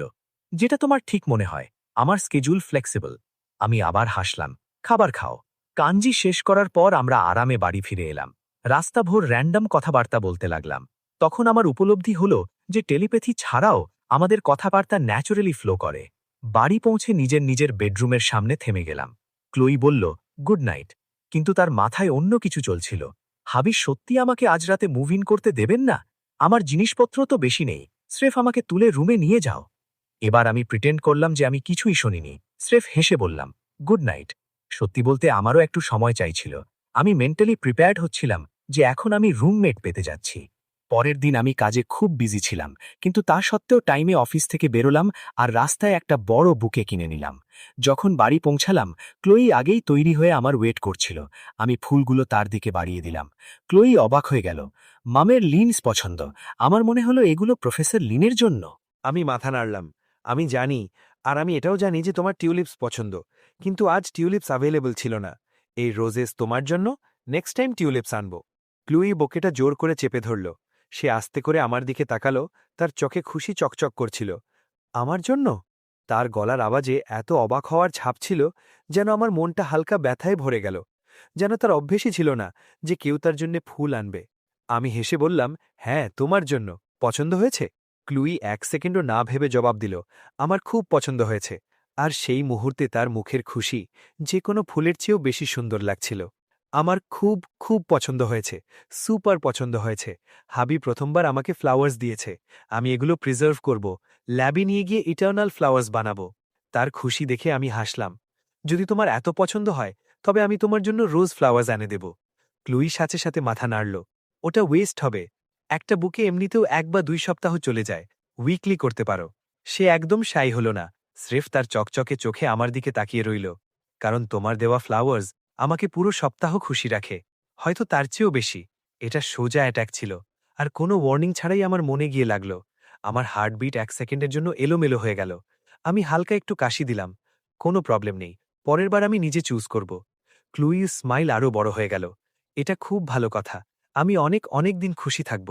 আমার মন আবার জোরে স্পন্দন করতে লাগল, যেন আমি তাকে প্রথমবার দেখছি। তখন আমি বুঝতে পারলাম সে বারবার একই মানুষের প্রেমে পড়ার কথা কেন বলতো। হয়তো ওটা সত্যি ছিল। তার মুখটার দিকে তাকিয়ে যা গোলাপের চেয়েও বেশি সুন্দর লাগছিল। আমি নাকে হাত দিলাম আর হাসলাম। তাহলে হ্যাপি প্রফেসর জো, বাড়ি যাওয়ার জন্য রেডি? ক্লুইয়ের মুখ সাথে সাথে লাল হয়ে গেল। অনেকে তাকে প্রফেসর জো বলে ডাকত, কিন্তু আমার মুখ থেকে বের হওয়াটা আলাদা ফিলিং আসছিল। জি, স্রেফ ফ্লাওয়ার্স রেখে আসছি। সে তাড়াতাড়ি রুমে দৌড়ে গেল আর বুকেটা খুব সাবধানে টেবিলে রাখল। সে আস্তে করে একটা গোলাপের পাপড়ি স্পর্শ করল। তার মাথায় একটা খেয়াল গুঞ্জরিত হল। 999 বার ক্লুই আবার লিয়ামের প্রেমে পড়ে গেল। হয়তো আমার স্বপ্ন তাড়াতাড়ি সত্যি হয়ে যাবে। এটা তার সবচেয়ে সিনসিয়ার থট ছিল। না কোনো ড্রামা, না কোনো মজা, স্রেফ সত্যি ভালোবাসা। আমি তাকে দেখে ভাবতে লাগলাম, আসলে তার ভালোবাসা কতটা গভীর ছিল যে সে এতবার গুনেছে। আমার মনটাও অদ্ভুতভাবে ভারী হয়ে এলো। চলো, মা ড্যাডকে আর ওয়েট করাই না। ফ্লাওয়ার্সগুলোকে আরও একবার দেখার পর ক্লুই প্রায় নাচতে নাচতে আমার কাছে ফিরে এলো। আমি আমার হাত তার দিকে বাড়িয়ে দিলাম আর হেসে জিজ্ঞেস করলাম, হাত ধরতে পারি? স্রেফ 3টে শব্দ, আর ক্লুই সেখানেই ফ্রিজ হয়ে গেল। সে আমার হাত দেখল, তারপর 1 সেকেন্ডও ওয়েস্ট না করে ধরে নিল। অফকোর্স। তার মাথায় আবার খুশির গুঞ্জন শুরু হয়ে গেল। তখন আমি বুঝতে পারলাম তার গ্র্যান্ড রোম্যান্টিক জেস্টার্সের দরকার ছিল না। স্রেফ আমার হাত ধরাটাই তাকে এত খুশি করে দিত। আমার প্যারেন্টসের বাড়িতে পৌঁছাতে প্রায় আধ ঘন্টা লাগল। যেমনই আমরা দুজন হাত ধরে ভেতরে গেলাম, আমার মা প্রফেসর লিন গাছে পানি দিচ্ছিলেন। সে মাথা উঁচু করে দেখল, ওহ, ইয়াং মাস্টার ফিরে এসেছে। তারপর তার নজর আমাদের জোড়া হাতের ওপর পড়ল আর তার মুখ খিলখিল করে উঠল। সে পানির ক্যান সাইডে রেখে হাত নাড়ল। ক্লুই, এদিকে এসো বাবা। ক্লুই স্মাইল করল। মম কি শুকিয়ে গেছে নাকি? ভেতর থেকে সে দুঃখী ছিল। এখন আমাকে হাবির হাত ছাড়তে হবে। কিন্তু তা সত্ত্বেও সে মমের কাছে চলে গেল। আমি সাথে সাথে কমপ্লেন করতে লাগলাম, মম, ফেভারিটিজম বেশি অবভিয়াস হয়ে যাচ্ছে না? ওকে এত ভালোবেসে ডাকছ, আর আমাকে ইয়াং মাস্টার। ক্লুই আমার দিকে তাকালো। তার মুখ হালকা লাল হয়ে গেল, কারণ আমি প্রথমবার তার নাম এত ন্যাচুরালি নিয়েছিলাম। আমি হেসে ফেললাম। যদি মাত্র একবার টিজ করতেই সে লজ্জা পেয়ে যাবে। কন্ট্রাস্টটা খুব ফানি ছিল। প্রফেসর লেন আমাদের দেখে আরও খুশি হয়ে গেলেন। আজ ওনার নিজের ছেলেকে একটু বেশিই পছন্দ হচ্ছিল। সে আমাদের দুজনের হাত ধরে নিলেন। আমাদের ক্লুই কত ফর্সা আর মিষ্টি, রোদে বেশি ঘোরাঘুরি করো না। তারপর তিনি আমার দিকে তাকালেন। লিয়াম, গিয়ে তোমার ড্যাডের কুকিংয়ে হেল্প করো। ক্লুইর সাথে সাথে বলল, মম, আমি হেল্প করে দিচ্ছি। হাবি মাত্র অফিস থেকে এসেছেন। আমার মন খারাপ লাগছে। কাজ করে এসেছেন, এখন আবার কুকিংও করবেন? বাই দ্য ওয়ে, হাবি কুকু করতে পারেন নাকি? আমি টেস্ট করতে চাই। তখন আমি বুঝতে পারলাম, মা আমাকে লিভিং রুম থেকে বের করতে চাইছিলেন। আমি জীবনে কোনোদিন এই ঘরের কিচেনে কুকিং করিনি, আর আজ আমাকে পাঠানো হচ্ছিল। আমি হার মেনে নিলাম। ঠিক আছে, আমি হেল্প করছি, তোমরা কথাবার্তা বলো। ক্লুইয়ের মাথায় সাথে সাথে খুশি ফুটে উঠল। ইয়ে, হাবি কুক করেন?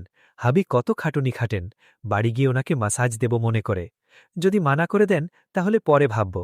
মাসাজের প্রমিস শুনতেই আমার কদম দ্রুত হয়ে গেল। আমি সোজা কিচেনের দিকে হেঁটে গেলাম। ড্যাড প্রফেসর আর্থার আমাকে দেখে হাসলেন। ওহ, ইয়াং মাস্টারও এসে গেছে। তখনই ক্লুই দরজার পাশ থেকে উকি দিয়ে বলল, ড্যাড, কুকিংয়ের জন্য থ্যাংক ইউ। আমার ড্যাডের এক্সপ্রেশন সাথে সাথে বদলে গেল। যে রসিকতা আমার জন্য ছিল, ওটা তার জন্য পিওর ফাদারলি ওয়ার্মথে কনভার্ট হয়ে গেল। কোনো ব্যাপার না ক্লুই, তুমি লিভিং রুমে যাও। আমি তোমার ফেভারিট গার্লিক মাশরুমস বানিয়েছি। আমি চুপচাপ দাঁড়িয়ে থাকলাম, আর একটা সত্য ফাইনালি অ্যাকসেপ্ট করে নিলাম। 2 বছর লাগলো বুঝতে, কিন্তু এই ঘরে আমার পপুলারিটি আমার ওয়াইফের সামনে কিচ্ছু ছিল না। যেমনই ক্লুই লিভিং রুমের দিকে গেল, ড্যাড আমার দিকে তাকালেন। তারপর হাসি চেপে বললেন, কি দেখছিস? ও চলে গেছে। ক্লুই নড়ছে না কেন? আমাকে কি ভেতরে আসতে দেবে না? আমার ভেতরের হরিণ তো কনকাশনে মরতে বসেছে। হাবি, ডোর খোলো। আমি হাসলাম। ভেতরে এসো, নাকি তুমি নিজের রুমে যেতে চাও? আমি জানতাম সে 100% রুম চেঞ্জ করতে চাইছিল না, তাও জিজ্ঞেস করা জরুরি ছিল। ক্লুই 1 সেকেন্ডও না ভেবে সোজা রুমের ভেতরে পা বাড়াল। না, তোমার রুমে বেড আছে, তোমার সুবিধে হবে। সে তার লাল হয়ে যাওয়া সাইড প্রোফাইলটা দেখল, কিন্তু আমি কিছু বললাম না। অভ্যেসবশত আমি দরজা বন্ধ করে দিলাম, লক করলাম না। যেমনই দরজা ক্লিক করে বন্ধ হল, ক্লুইয়ের মাথার ব্রডকাস্ট আবার শুরু হয়ে গেল। আহ, হাবি দরজা বন্ধ করে দিয়েছেন। উনি কি আমার সাথে কিছু রোম্যান্টিক করতে যাচ্ছেন? খুব লজ্জা লাগছে। কিন্তু হাবি, আমি রেডি। আজ আমার স্ট্রবেরিজ খাওয়ার ইচ্ছে ছিল, কিন্তু কিনতে পারিনি। জানি না হাবি স্ট্রবেরিজ লাগানো পছন্দ করবেন কিনা। আমি জোরে হাসি পেয়ে গেলাম, কষ্টে নিজের মুখ লুকিয়ে কন্ট্রোল করলাম। ক্লুইর বড় বড় চোখ রুমে এদিক ওদিক ঘুরছিল। আগেরবার আমি খুব নার্ভাস ছিলাম, ঠিকমতো দেখতেই পাইনি। এটাও জলদি আমার রুম হবে। জানি না হাবি আমাকে মুভ ইন করতে কখন বলবেন। কোথাও ভুলে তো যাননি? আমাকে পরে মনে করিয়ে দিতে হবে। বাইরে থেকে সে একদম সিরিয়াস লাগছিল। তারপর সে বলল, শার্ট খুলে বেডে উল্টো হয়ে শুয়ে পড়ো। হাবির বডি তো অ্যামেজিং হবে। আগেরবার অ্যাবসের মতো ফিল হয়েছিল। তার ডিরেক্টনেস দেখে আমি একটু সারপ্রাইজড হলাম। আমি কিছু না বলেই শার্ট খুলে ফেললাম। আমি রেগুলার ওয়ার্কআউট করতাম, তাই সিক্স প্যাক বেশ ভিজিবল ছিল। যেমনই শার্ট খুললাম, বাইরে থেকে শান্ত ক্লুই ভেতর থেকে পুরো প্যানিক মোডে চলে গেল। আমি তার গলার আওয়াজ শুনছিলাম। তখনই আমি ক্যাজুয়ালি জেড পেন্ডেন্টটা খুলে ফেললাম, আর হঠাৎ সবকিছু একদম সাইলেন্ট হয়ে গেল। আমি থেমে গেলাম। এটা কি কোইন্সিডেন্স ছিল? আমি পেন্ডেন্টটার দিকে দেখলাম, তারপর আবার পড়ে নিলাম। তবুও কোনো আওয়াজ নেই। ক্লুই নোটিস করল, কি হলো? কিছু না, আমি মাথা নাড়লাম। সত্যি কি পেন্ডেন্টের কানেকশন ছিল? আমি আবার পেন্ডেন্ট খুলে ফেললাম, আর বেডে উল্টো হয়ে শুয়ে পড়লাম। ড্যাড আজ বিশেষভাবেই পেন্ডেন্টার ব্যাপারে জিজ্ঞেস করেছিলেন। বলছিলেন এটা আমাদের দুজনের জন্য ভালো। তাই আমার একটু ডাউট হচ্ছিল, কিন্তু এখন এক্সপেরিমেন্ট করার টাইম ছিল না। তখনই আমি অনুভব করলাম, মাসাজ অয়েল লাগানো তার সফট আর গরম হাত আমার কাঁধে চেপে বসল। আমি রিফ্লেক্সে একটু টেন্স হয়ে গেলাম। ক্লুই আস্তে করে বলল, রিল্যাক্স। আনকমফোর্টেবল লাগছে? নাকি আমার টেকনিক ভালো? আমি আগে মমের জন্যও করতাম। তার গলার আওয়াজে দিনের বেলার সেই ঠান্ডা ভাবটা ছিল না, খুব নরম আর হালকা লজ্জা ভাব লাগছিল। কিন্তু এখনও আমি তার এনার ভয়েস শুনতে পাচ্ছিলাম না। আমি পেন্ডেন্টার দিকে তাকালাম। অদ্ভুত না লাগলে আমি ওটা আবার পরে টেস্ট করতাম।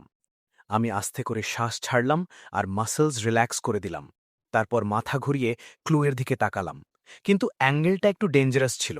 ভিউ খুব ভালো ছিল। আমি সাথে সাথে নজর সরিয়ে নিতে চেয়েছিলাম, কিন্তু উল্টো হয়ে শোয়ার কারণে মুশকিল হচ্ছিল। ক্লোই মাসাজে পুরোপুরি ফোকাস ছিল। তার মুখ লাল ছিল, কিন্তু হাত একদম স্টেবল ছিল। ফোকাস করতে করতে সে বুঝতেই পারেনি যে সে কতটা কাছে চলে এসেছে। এখন তো সে প্র্যাকটিক্যালি বেডে হাঁটু গেড়ে বসেছিল। কিছুক্ষণ পর সে জিজ্ঞেস করল, প্রেশার ঠিক আছে? এই মুহূর্তে তার মাথায় স্রেফ একটাই মিশন চলছিল। হাবির জানা উচিত যে আমার কাছে অনেক ট্যালেন্টস আছে, তারপর উনি আমাকে ভালোবাসবেন। সে তার অরিজিনাল প্ল্যান প্রায় ভুলেই গিয়েছিল। এখন সে পুরো ডেডিকেশনের সাথে মাসাজ থেরাপিস্ট বনে গিয়েছিল। কখনো কখনো অজান্তে করা জিনিসগুলোই সবচেয়ে বেশি প্রভাব ফেলে। আমি বললাম, পারফেক্ট। ক্লোই আরও একটু ঝুঁকে এলো। আমি হঠাৎ খুব আনকমফোর্টেবল ফিল করতে লাগলাম। পজিশন চেঞ্জ করার চেষ্টা করলাম, কিন্তু তার হাত আমার পিঠে স্মুথলি মুভ করতে করতে নিচে চলে এলো। একটা অদ্ভুত সেন্সেশন পুরো শরীরে খেলে গেল। তারপর সে আমার লোয়ার ব্যাকের ওপর হাত রাখল। তুমি পুরো দিন অফিসে বসে থাকো, লোয়ার ব্যাক স্টিফ হয়ে যায় না? আমি সাথে সাথে জবাব দিলাম, না, একদম ঠিক আছে। তারপর আমি উল্টে গেলাম, আর ঠিক সেই মুহূর্তেই আমার ঠোঁট কোনো কিছুর সাথে হালকা করে লেগে গেল। ক্লোই পুরোপুরি ফ্রিজ হয়ে গেল। পরেরই সেকেন্ডে সে একদম ভয় পাওয়া বিড়ালের বাচ্চার মতো ঝট করে সোজা হয়ে বসে পড়ল। ক্লোইর সাথে সাথে তার চেস্ট কভার করে নিল। তার চোখ শক, কনফিউশন আর লজ্জায় বড় বড় হয়ে গিয়েছিল। তার মুখ একদম লাল হয়ে গেল। আমিও কিছু সেকেন্ড বুঝতে পারলাম না যে মাত্র কি হলো। তারপর তার রিয়াকশন দেখে আমি সব বুঝে গেলাম। সরি, আমি অকওয়ার্ডলি বললাম। আমার খেয়াল ছিল না। সত্যি বলতে এটা খুব দুর্বল একটা এক্সকিউজ ছিল। আমার নিজের মুখও গরম হয়ে যাচ্ছিল। আমি সাথে সাথে সোজা হয়ে বসলাম আর পাশে থাকা একটা ছোট্ট পিলো তুলে আমার কোলে রেখে নিলাম। আমার মুভমেন্ট এত হঠাৎ ছিল যে সবকিছু আরও বেশি অবভিয়াস লাগছিল। ক্লোয়ের নজর এক পলকের জন্য নিচে গেল। আমি আরও বেশি এম্বারেসড হয়ে গেলাম। সরি, অ্যাডাল্ট মেল বায়োলজি, আমার কোনো খারাপ ইন্টেনশন ছিল না। আমি পুরো চেষ্টা করছিলাম যাতে আমার নজর স্রেফ তার মুখেই থাকে।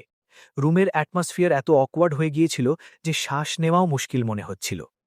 ক্লোই এখনও বেডে হাঁটু গেড়ে বসেছিল। তার মুখ লাল ছিল। হাত এখনও চেস্টের উপর ছিল। সে আমার দিকে তাকিয়ে রইল। ক্লোই একদম ক্লুলেস ছিল না। সে বুঝে গিয়েছিল যে আমার রিয়াকশনের মানে কি। সে আস্তে করে শ্বাস নিল। তার মাথায় একটা কথা এলো, ফরচুন ফেভার্স দ্য বোল্ড, ডরপোক লোকেরা অভুক্তই থেকে যায়। সে তার ঠোঁট হালকা করে কামড়াল। পুরো শরীর গরম লাগছিল। তারপর সে আমার দিকে তাকিয়ে নীরবতা ভাঙল। আমরা হাজব্যান্ড আর ওয়াইফ। আমরা বলেছিলাম না যে রিলেশনশিপকে চান্স দেব? তবে ফিজিক্যাল ক্লোজনেসও তো তার পার্ট, তাই না? আমি এত এম্বারেসড ছিলাম যে তার লজিক প্রসেসই করতে পারছিলাম না। হ্যাঁ, কিন্তু সে আমাকে রিয়্যাক্ট করার সুযোগই দিল না। সে দীর্ঘ শ্বাস নিল। তারপর 2 হাত আমার কাঁধে রাখল আর সোজা আমার দিকে ঝোঁকে এলো। আমি রিফ্লেক্সে তার চিকন কোমর ধরে সামলাতে লাগলাম। আমার প্রথম থট ছিল, এর ওয়েস্ট এত চিকন কিভাবে হতে পারে? পরেরই মুহূর্তে আমার মুখের কোণে তার নরম ঠোঁটের ছোঁয়া অনুভব করলাম। নার্ভাস হওয়ার কারণে সে প্রথমবার মিস করে গিয়েছিল, কিন্তু ক্লোই হার মানার পাত্রী ছিল না। 1 সেকেন্ড পর সে আবার চেষ্টা করল, আর এবার সোজা সঠিক জায়গায় পৌঁছে গেল। আমার মাথা কিছু মুহূর্তের জন্য ব্ল্যাঙ্ক হয়ে গেল। ক্লোইরও এটা প্রথমবার ছিল। তার হার্ট এত জোরে স্পন্দিত হচ্ছিল যে তার মনে হচ্ছিল সবাই শুনতে পাচ্ছে। কিছু সেকেন্ড পর আমি তার কোমরে হালকা সাপোর্ট দিলাম, আর তার শ্বাস হালকা এলোমেলো হয়ে গেল। তারপর তার হঠাৎ মনে পড়ল যে শ্বাস নেওয়াটাও জরুরি। সে তাড়াতাড়ি পেছনে সরে এলো আর দীর্ঘ শ্বাস নিতে লাগল। তার মুখ পুরোপুরি লাল হয়ে গিয়েছিল। আমি হালকা একটু হাসি আটকাতে পারলাম না। ইডিয়েট, আমি কি করলাম? সে একটু রাগ দেখানোর চেষ্টা করল। আমি হেসে বললাম, শ্বাস নিতে ভুলে গিয়েছিলে? ক্লোই সাথে সাথে জবাব দিল, এটা আমার প্রথমবার ছিল, একটু প্র্যাকটিসের পর শিখে যাব। তার চোখের কোণ লাল হয়ে গিয়েছিল। লজ্জা আর নার্ভাসনেস দুটোই পরিষ্কার দেখা যাচ্ছিল। আমি তার দিকে বেশি সময় ধরে তাকাতে পারলাম না। আমি হাত বাড়িয়ে তার চোখ ঢেকে দিলাম। তার মুখটা এত ছোট ছিল যে আমার একটা তালুতেই অর্ধেক মুখ কাভার হয়ে গেল। লিয়ম, সে আস্তে করে আমার নাম নিল। আমি শ্বাস ছাড়লাম। আজ যদি তুমি স্রেফ এতটুকুই চাও, তাহলে আমাকে এভাবে দেখো না। আমি কোনো সাধু সন্ন্যাসী নই। আমার গলার আওয়াজে বাধ্যবাধকতা ছিল, কারণ আমি জানতাম সে আমাকে কতটা ট্রাস্ট করে। আর সেই ট্রাস্টের কারণেই আমি আরও বেশি কেয়ারফুল হতে চাইছিলাম। তার লম্বা পলকগুলো আমার তালুকে স্পর্শ করছিল। তারপর সে আস্তে করে বলল, লিয়াম, তোমাকে আমার খুব পছন্দ, খুব খুব বেশি। প্রথমবার তোমাকে দেখার দিন থেকে আমি সবসময় তোমাকেই পছন্দ করেছি। আমি চুপ হয়ে গেলাম। আমার হাত এখনও তার চোখের ওপর ছিল, কিন্তু গ্রিপ ধীরে ধীরে নরম হয়ে গেল। হয়তো চোখ ঢাকা থাকার কারণে সে সাহস পেয়ে গিয়েছিল। যে মেয়েটি সবসময় স্রেফ নিজের মাথায় চিৎকার করত, আজ সবকিছু মুখে বলে দিচ্ছিল। হয়তো আমার ডেটিং জানা নেই, কারণ আমি কখনো ট্রাই করিনি। আমার লাইফ বোরিং, স্রেফ পড়াশোনা, রিসার্চ আর কাজ। কিন্তু তুমি আমার জন্য আলাদা। তার গলার আওয়াজ হালকা কেঁপে উঠছিল। লিয়াম, তুমি যদি সত্যি আমার সাথে রিলেশনশিপে আসো আর আমাকে সবকিছু দিয়ে দাও, তাহলে আমার ভয় লাগে। আমার কাছে খুব বোল্ড আইডিয়া থাকে, কিন্তু সেগুলো স্রেফ আইডিয়াই থাকে। লিয়াম, তুমি কি আমার সাথে ধীরে ধীরে এগোতে পারবে? আমার একটু ভয় লাগছে। তার গলার আওয়াজ আরও নিচু হয়ে গেল। তার মনে হয়েছিল যে লাইন ক্রস করার পর সবকিছু পারফেক্ট লাগবে, কিন্তু এখন তার বোঝা যাচ্ছিল যে নতুন ইমোশনস কতটা স্কেরি হতে পারে। আমি চুপচাপ তার চুলে হাত বুলিয়ে দিতে লাগলাম, তারপর আস্তে করে বললাম, কোনো তাড়াহুড়ো নেই, আরামসে আমরা ধীরে ধীরে এগোব। আমরা আরামসে এগোব, তাড়াহুড়ো করার কোনো দরকার নেই, তোমার ভয় পাবারও দরকার নেই। ক্লোই আমার কথা শুনল, কিন্তু কিছুক্ষণ পর তার সাহস পুরোপুরি ভেঙে গেল। এতক্ষণ ধরে যে ইমোশনাল হাই চলছিল, ওটা হঠাৎ ক্র্যাশ করে গেল। সে 2 হাত দিয়ে নিজের মুখ ঢেকে নিল আর একটা ছোট্ট আওয়াজে বলল, গুড নাইট। তারপর পেছন না দেখিয়েই দৌড়ে পালিয়ে গেল। আমি বেডে বসে রয়ে গেলাম। সত্যি বলতে একটু আফসোস হলো, আজও আমি তার মাথার আওয়াজ শুনতে পেলাম না। যদি শুনতে পেতাম, তাহলে তার পালিয়ে যাওয়ার সময়কার থটস হয়তো দুনিয়ার সবচেয়ে ফানি জিনিস হতো। কিন্তু এখনও পর্যন্ত আমি বুঝতে পারিনি যে মাইন্ড রিডিং কখন কাজ করে আর কখন বন্ধ হয়ে যায়। ক্লোই চলে যেতেই রুমের রোম্যান্টিক অ্যাটমসফিয়ারও শেষ হয়ে গেল। আমি আমার কাঁধে মাসাজ অয়েলের চিপচিপে ভাব অনুভব করলাম। অবশেষে উঠে আবার শাওয়ার নিতে চলে গেলাম। ওদিকে ক্লোই নিজের রুমে পৌঁছতেই অনুশোচনা করতে লাগল। সে আয়নার সামনে গিয়ে দাঁড়াল। তার চোখ লাল ছিল, নাকও লাল হয়ে গিয়েছিল। সে আস্তে করে তার ঠোঁট স্পর্শ করল, যেন এখনও সেগুলোতে তার স্মৃতি বাকি ছিল। ক্লোই, তুই কত ইউজলেস! তুই অলরেডি কিস করে ফেলেছিলি, তুই সেখানেই ছিলি, তারপর পালি কেন? কিন্তু লিয়ামের কথা মনে পড়তেই তার মুখে আবার হাসি চলে এলো। হাবি কত জেন্টল! সেদিন রাতে শাওয়ারের নিচে দাঁড়িয়ে দাঁড়িয়ে আমার মাথা পেছনের কিছুদিনের অদ্ভুত গল্প মনে করতে লাগল। সবকিছু কতটা অ্যাবসার্ড ছিল। আমি ডিভোর্সের পেপারে সাইন করতে যাচ্ছিলাম, আর হঠাৎ আমাকে আমার ওয়াইফের থটস শোনা যেতে লাগল। বাইরে থেকে সে একদম কোল্ড আর এক্সপ্রেশনলেস ছিল, কিন্তু ভেতর থেকে চিৎকার করছিল, হাবি, আমার ডিভোর্স চাই না। আমি কি টামি এক নিয়ে ড্রামা করব? কাজ করবে কি? হাবি, আমাকে ছেড়ে যেও না। আমার মতো সুন্দরী মেয়ে যদি অন্য কাউকে পেয়ে যায়, তাহলে সে আমাকে তোমার কাছে ফেরত দেবে না। সেই মেমরি মনে করে আমি হেসে ফেললাম। তারপর আমার আজ রাতের ক্লোইর কথা মনে পড়ল। হোয়াইট ড্রেস পরে আমার রুমের বাইরে দাঁড়িয়ে আছে, আর তার মাথায় চলছে, হাবি কি এটা পছন্দ হবে? উনি নড়ছেন না কেন? আমাকে কি ভেতরে আসতে দেবেন না? হাবি, ডোর খোলো, নিজের ওয়াইফকে ভেতরে আসতে দাও। শাওয়ারের নিচে দাঁড়িয়ে দাঁড়িয়ে আমি আবার হেসে ফেললাম। সত্যি, আমার জীবন কতটা অদ্ভুত ডিরেকশনে চলে গিয়েছিল। পরের দিন সকালে আমি পুরো রাত জেড প্যান্ডেন্টের ব্যাপারে ভাবতে লাগলাম, কিন্তু কোনো অ্যান্সার মিলল না। যখন লিভিং রুমে এলাম, টেবিলে সুন্দর ব্রেকফাস্ট রাখা ছিল, কিন্তু ক্লোইকে কোথাও দেখা যাচ্ছিল না। স্রেফ একটা স্টিকি নোট পড়েছিল। গুড মর্নিং হাবি, আমি ক্যাম্পাসে তাড়াতাড়ি চলে গেছি। আমার মর্নিং ক্লাস নেই, কিন্তু আমি এখন তোমার সামনাসামনি হতে খুব লজ্জা পাচ্ছি। তার পরিষ্কার পরিচ্ছন্ন হ্যান্ডরাইটিং দেখে আমি হেসে ফেললাম। আমার তার লাল হয়ে যাওয়া মুখটা একদম সামনে ভেসে উঠল। আমি পুরো ব্রেকফাস্ট শেষ করলাম, স্টিকি নোটটা কেয়ারফুলি পকেটে রাখলাম, আর ভালো মুড নিয়ে অফিসে বের হয়ে গেলাম। অফিসে পৌঁছতেই আমার অ্যাসিস্ট্যান্ট লিও ব্রেকফাস্ট নিয়ে চলে এলো। বস, ব্রেকফাস্ট। আমি মাথা নাড়লাম। দরকার নেই, তুমি খেয়ে নাও, আমি বাড়ি থেকে খেয়ে এসেছি। লিও হয়তো এখনো পুরোপুরি জাগেনি। ওয়াও, বস এত কাজ করেন, তাও সকালে উঠে ব্রেকফাস্ট বানিয়ে নেন? আমি তার দিকে তাকিয়ে হেসে বললাম, আজ আমি বানিয়ে আসিনি, বসের ওয়াইফ বানিয়েছিলেন। এখন আমাকে আজকের শেডিউল দাও। এটুকু বলে আমি আমার অফিসে চলে গেলাম। লিও সেখানেই দাঁড়িয়ে রইল, যেন তার ওপর ইমোশনাল ড্যামেজ হয়ে গেল। The buses wife made breakfast? কেমন পারফেক্ট ওয়াইফ রে ভাই!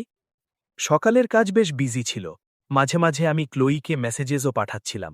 তার টিচিং শেডিউল দেখে আমি জানতে পারলাম যে তার লাস্ট ক্লাসটা ছিল একটা লার্জ ফিজিক্স লেকচার। কাল রাতের তার লজ্জার কথা মনে পড়ল। আমার সত্যি চিন্তা হলো, কোথাও আজ রাতেও সে বাড়ি আসতে লজ্জা না পেয়ে বসে। আমি আমার আফটারনুন শেডিউল দেখলাম। আমি যদি একটু তাড়াতাড়ি বের হই, তবে তার ক্লাসের লাস্ট হাফ অ্যাটেন্ড করতে পারি। সন্ধ্যা হওয়ার আগে আমি লিওকে ডাকলাম, আমি আজ একটু তাড়াতাড়ি বের হচ্ছি, যেগুলো আর্জেন্ট নয় সেগুলো কাল করে নেব। লিও মাথা নাড়ল। তখন আমি ক্যাজুয়ালি জিজ্ঞেস করলাম, বাই দ্য ওয়ে, এখানে আশেপাশে ভালো ফ্লাওয়ার্স কোথায় পাওয়া যায়? লিও অ্যাড্রেস বলে দিল। আমি অফিস থেকে বের হয়ে গেলাম, মনে মনে ক্যালকুলেশন করতে করতে। টাইম একদম পারফেক্ট ছিল। আমি ক্লাস শেষ হওয়ার আগেই ফ্লাওয়ার্স কিনতে পারতাম। ওদিকে লিও আমার চলে যাওয়ার দিকে তাকিয়ে রইল। তারপর সে সাথে সাথে ফোন বের করল, কোম্পানি গ্রুপ চ্যাট খুলল আর মেসেজ টাইপ করল, brothers and sisters, emergency alert, boss officially প্রেমে পড়ে গেছেন, আয়রন ট্রিতে ফুল ফুটেছে, বস অফিসিয়ালি প্রেমে পড়ে গেছেন। আমি তখন আন্ডারগ্রাউন্ড পার্কিংয়েই পৌঁছেছিলাম, যখন গ্রুপ চ্যাটের নোটিফিকেশন লক স্ক্রিনে ফ্ল্যাশ হলো। আমি মেসেজটা পড়লাম আর কিছু না ভেবে একটা প্যাসিভ অ্যাগ্রেসিভ স্মাইলি ইমোজি পাঠিয়ে দিলাম। পরের সেকেন্ডে লিওর মেসেজ গায়েব হয়ে গেল, রিকল। আমি হেসে ফেললাম। তারপর ফ্লাওয়ার শপে গেলাম আর এবার টিউলিপস কিনলাম, ক্লোয়ির ফেভারেট টিউলিপস। তারপর সোজা জিংচং ইউনিভার্সিটির দিকে রওনা হলাম। আমার মনে হয়েছিল ফিজিক্স সিলেক্টিভে বেশি লোক থাকবে না, শেষ পর্যন্ত ফিজিক্সই তো ছিল। কিন্তু আমি আমার ওয়াইফের পপুলারিটিকে খুব আন্ডার এস্টিমেট করে ফেলেছিলাম। লেকচার হল অলমোস্ট পুরো ভরা ছিল, আর সবচেয়ে শকিং বিষয় ছিল বেশিরভাগ স্টুডেন্টই ছেলে ছিল। আমি এক মুহূর্তের জন্য অবাক হয়ে গেলাম। তারপর ভাবলাম আমিও তো একসময় ওদের বয়সের ছিলাম। ইয়াং আর সুন্দরী প্রফেসর যে কোনো সাবজেক্টকে পপুলার বানিয়ে দিতে পারে। মনে হচ্ছে ফিজিক্সও এক্সেপশন ছিল না। আমি ক্লাসের সেকেন্ড হাফে পৌঁছেছিলাম, আর হলে একটাও খালি সিট ছিল না। ব্যাকরোও ফুল ছিল। আমি হাঁটছিলাম, তখন দুজন স্টুডেন্টের কথা শুনতে পেলাম। ক্লাসের পর কি দাঁড়াতে হবে? প্রফেসর জো কোয়েশ্চেন অ্যান্সার পর্ব করবেন। সপ্তাহে স্রেফ একটাই ক্লাস হয়, না হলে তো উনি সবসময় ল্যাবেই লুকিয়ে থাকেন। অন্য ছেলেটা বলল, আমি শুনেছি কম্পিউটার সায়েন্সের জিনিয়াস আজ কনফেস করবে প্রফেসর জোকে। Teacher student romance? উনি কি বিবাহিত নন? ফলস রুমার হবে, কেউ ওনার হাজব্যান্ডকে দেখে উনি। আমি থেমে গেলাম।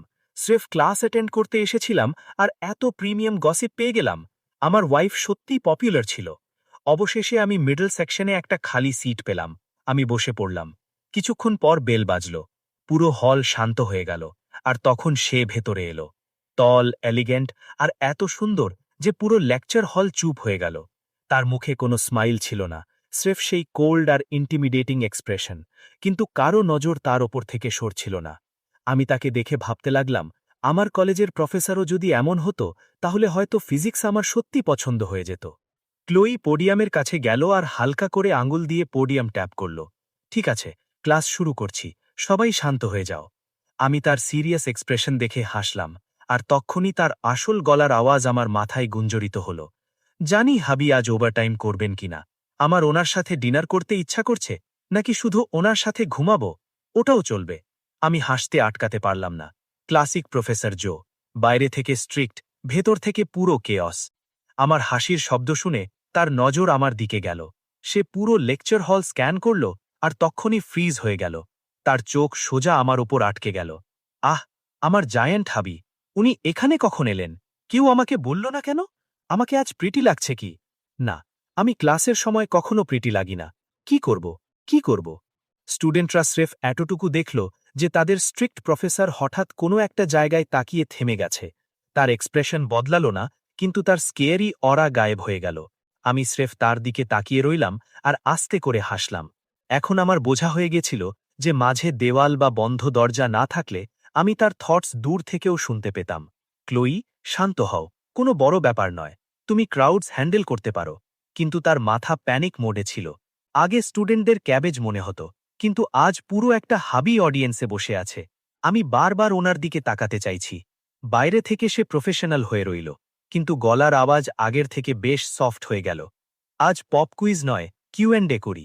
পুরো ক্লাস খুশিতে চিয়ার করতে লাগল। ক্লোয়ির মাথায় সাথে সাথে আরেকটা থট এলো। এখন হাবির মনে হবে আমি জেন্টল টিচার। এমনিতেও আমি এত স্ট্রিক্ট নই। আমি চুপচাপ দেখে হাসছিলাম। কিউএন্ডে শুরু হলো। স্টুডেন্টরা হাত তুলতে লাগল, আর ক্লোয়ি প্রতিটি প্রশ্নের উত্তর পুরো কনফিডেন্সের সাথে দিচ্ছিল, একদম বসের মতো। তখনই আমার নজর সেই ছেলেটার ওপর গেল, সেই কম্পিউটার সায়েন্স জিনিয়াস, যাকে নিয়ে সবাই গসিপ করছিল। বলছিল 16 ইয়ার্স বয়সে কলেজে চলে এসেছিল, এখন 19 ইয়ার্সের ছিল আর গ্র্যাজুয়েট রিসার্চ করছিল। ছেলেটা রোগা ছিল, ইয়াং লাগছিল, কিন্তু তার মুখে একটু অ্যারোগ্যান্ট এক্সপ্রেশন ছিল, আর তার নজর ক্রমাগত ক্লোয়ির ওপর আটকে ছিল। ওদিকে ক্লোয়ির তার এক্সিস্টেন্সের ব্যাপারেও জানা ছিল না। তার মাথায় তো অন্য কিছু চলছিল। ক্লাস শেষ হচ্ছে না কেন? আমাকে হাবির কাছে যেতে হবে, হাবিকে হাডল করতে হবে। হাডল হাবি, হাডল হাবি, হাডল হাবি। আমি হাসতে আটকাতে পারলাম না। তক্ষুনি সেই জিনিয়াস ছেলেটা দাঁড়িয়ে পড়ল, কিন্তু কিছু বলল না। ক্লোয়ি সোজা তার দিকে তাকালো। কোয়েশ্চেন আছে? যদি না থাকে, তাহলে প্লিজ তোমার ক্লাসমেটসদের টাইম ওয়েস্ট করো না। ব্যাস করো বাচ্চা, আমার আর আমার হাবির মাঝে এসো না। চ্যাড পুরো কনফিডেন্সের সাথে দাঁড়িয়েছিল। সে সোজা জিজ্ঞেস করে বসল, প্রফেসর জো, আপনার কি বয়ফ্রেন্ড আছে? ক্লাসরুম ফিসফিসিতে ভরে গেল। পেছনে বসা ছেলেরা সিটি মারতে লাগল। কনফেশন, এটা তো কনফেশন। ক্লোইর মুখ সাথে সাথে ঠান্ডা হয়ে গেল। সে সোজা জবাব দিল, আমি আগেও বলেছি, ক্লাস আনরিলেটেড কোয়েশ্চেন্সের উত্তর আমি দিই না। আমার ইউনিভার্সিটি প্রোফাইলে ক্লিয়ারলি লেখা আছে আমি ম্যারিড। সে তার ডান হাত তুলল। রিং ফিঙ্গারে চকচকে ওয়েডিং রিং সবাইকে দেখা গেল। ক্লাসরুম এক মুহূর্তের জন্য শান্ত হয়ে গেল। সত্যি ম্যারিড? অনেকের মনে হতো এটা স্রেফ একটা এক্সকিউজ। এত ইয়াং আর সুন্দরী প্রফেসর বিবাহিত কিভাবে হতে পারে? আর কেউ কখনো হাজবেন্ডকে দেখেওনি। আমি চুপচাপ ক্লোইকে দেখছিলাম। সে একদম কাম ছিল। আমার কিউরিওসিটি ছিল যে সেই সিচুয়েশন কিভাবে হ্যান্ডেল করবে। চ্যাড আবার বলল, প্রফেসর, আমার বিশ্বাস হচ্ছে না। আমার মনে হয় না আপনি ম্যারিড। আমি স্রেফ জিজ্ঞেস করেছিলাম। ক্লোই তাকে মাঝপথেই থামিয়ে দিল। স্টুডেন্ট, এই বিহেভিয়ার ক্লাস ডিস্টার্ব করছে। নিজে বাইরে যাবে নাকি সিকিউরিটি ডাকব? তার গলার আওয়াজ একদম ঠান্ডা ছিল।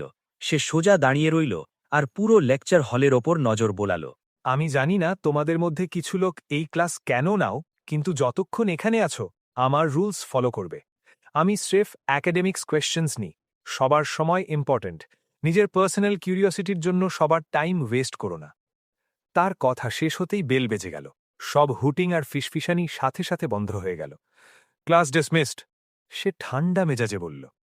কিন্তু তার মাথায় অন্য কিছু চলছিল। কোথাও যেন হাবির মনে না হয় যে আমি বাটারফ্লাইজ অ্যাট্রাক্ট করি। আমার স্রেফ হাবিকে চাই। ক্লোই টেক্সটবুক আরও জোরে চেপে ধরল আর আইস কুইন মোড মেনটেন করে বাইরে হেঁটে গেল। ডোর পর্যন্ত পৌঁছে সে চুরি করে পেছনে তাকাল, এটা চেক করার জন্য যে আমি ফলো করছি কিনা। যখন সে আমাকে পেছনে আসতে দেখল, তার কদম হালকা খুশিতে দ্রুত হয়ে গেল। সত্যি, তার ফিলিংস পড়া খুব সহজ ছিল। জানি না আমি 2 বছর ধরে নোটিস কেন করিনি। আমরা করিডোরে সিঙ্গেল ফাইলে হাঁটছিলাম, কিন্তু ক্লোই ইচ্ছেকৃতভাবে ধীরে হাঁটতে লাগল।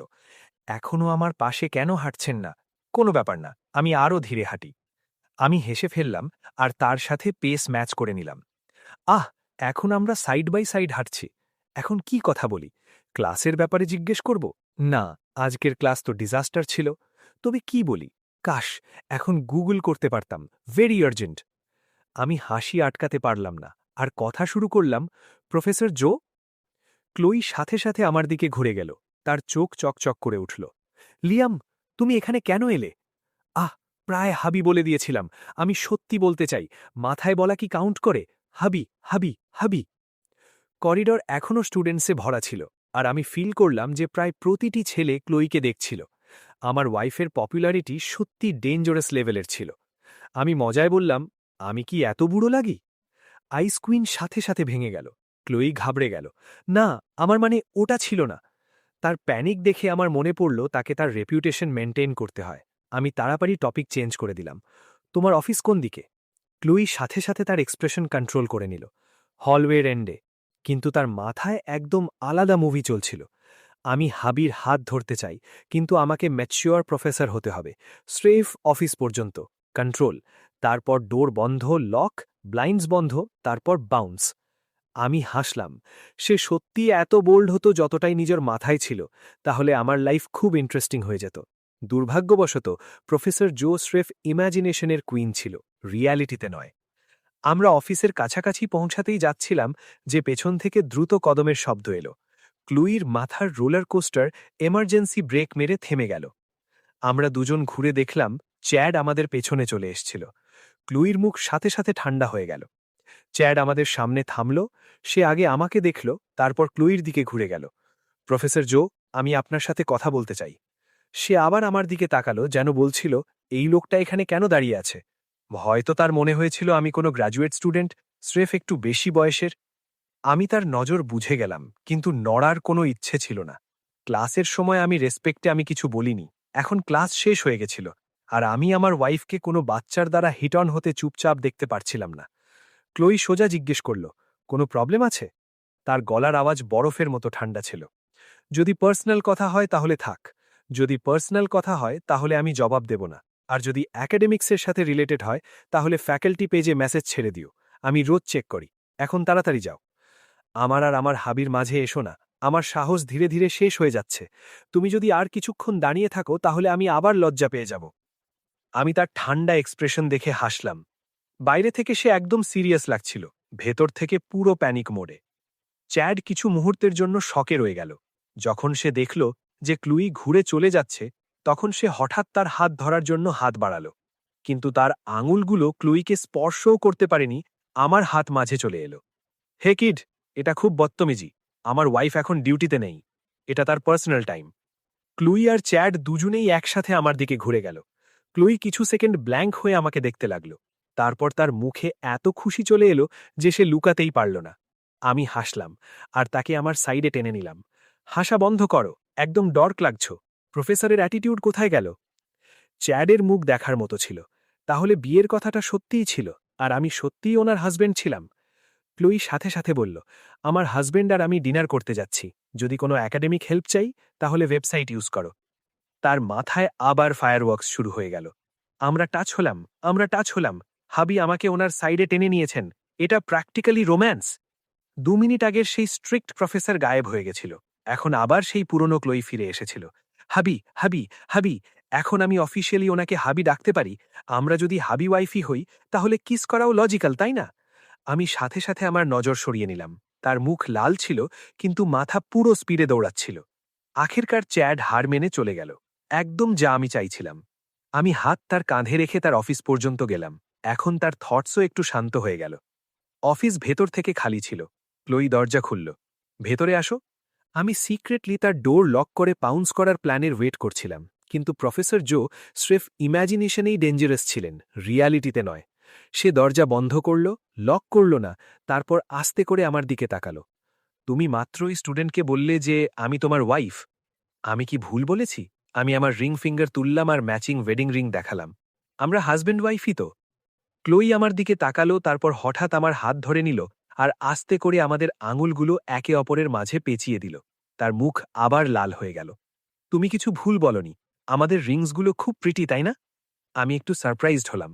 একটা সিম্পল সেন্টেন্সে সে এত খুশি কিভাবে হয়ে গেল? আমি হাসলাম আর মাথা নাড়লাম। হ্যাঁ, খুব প্রিটি।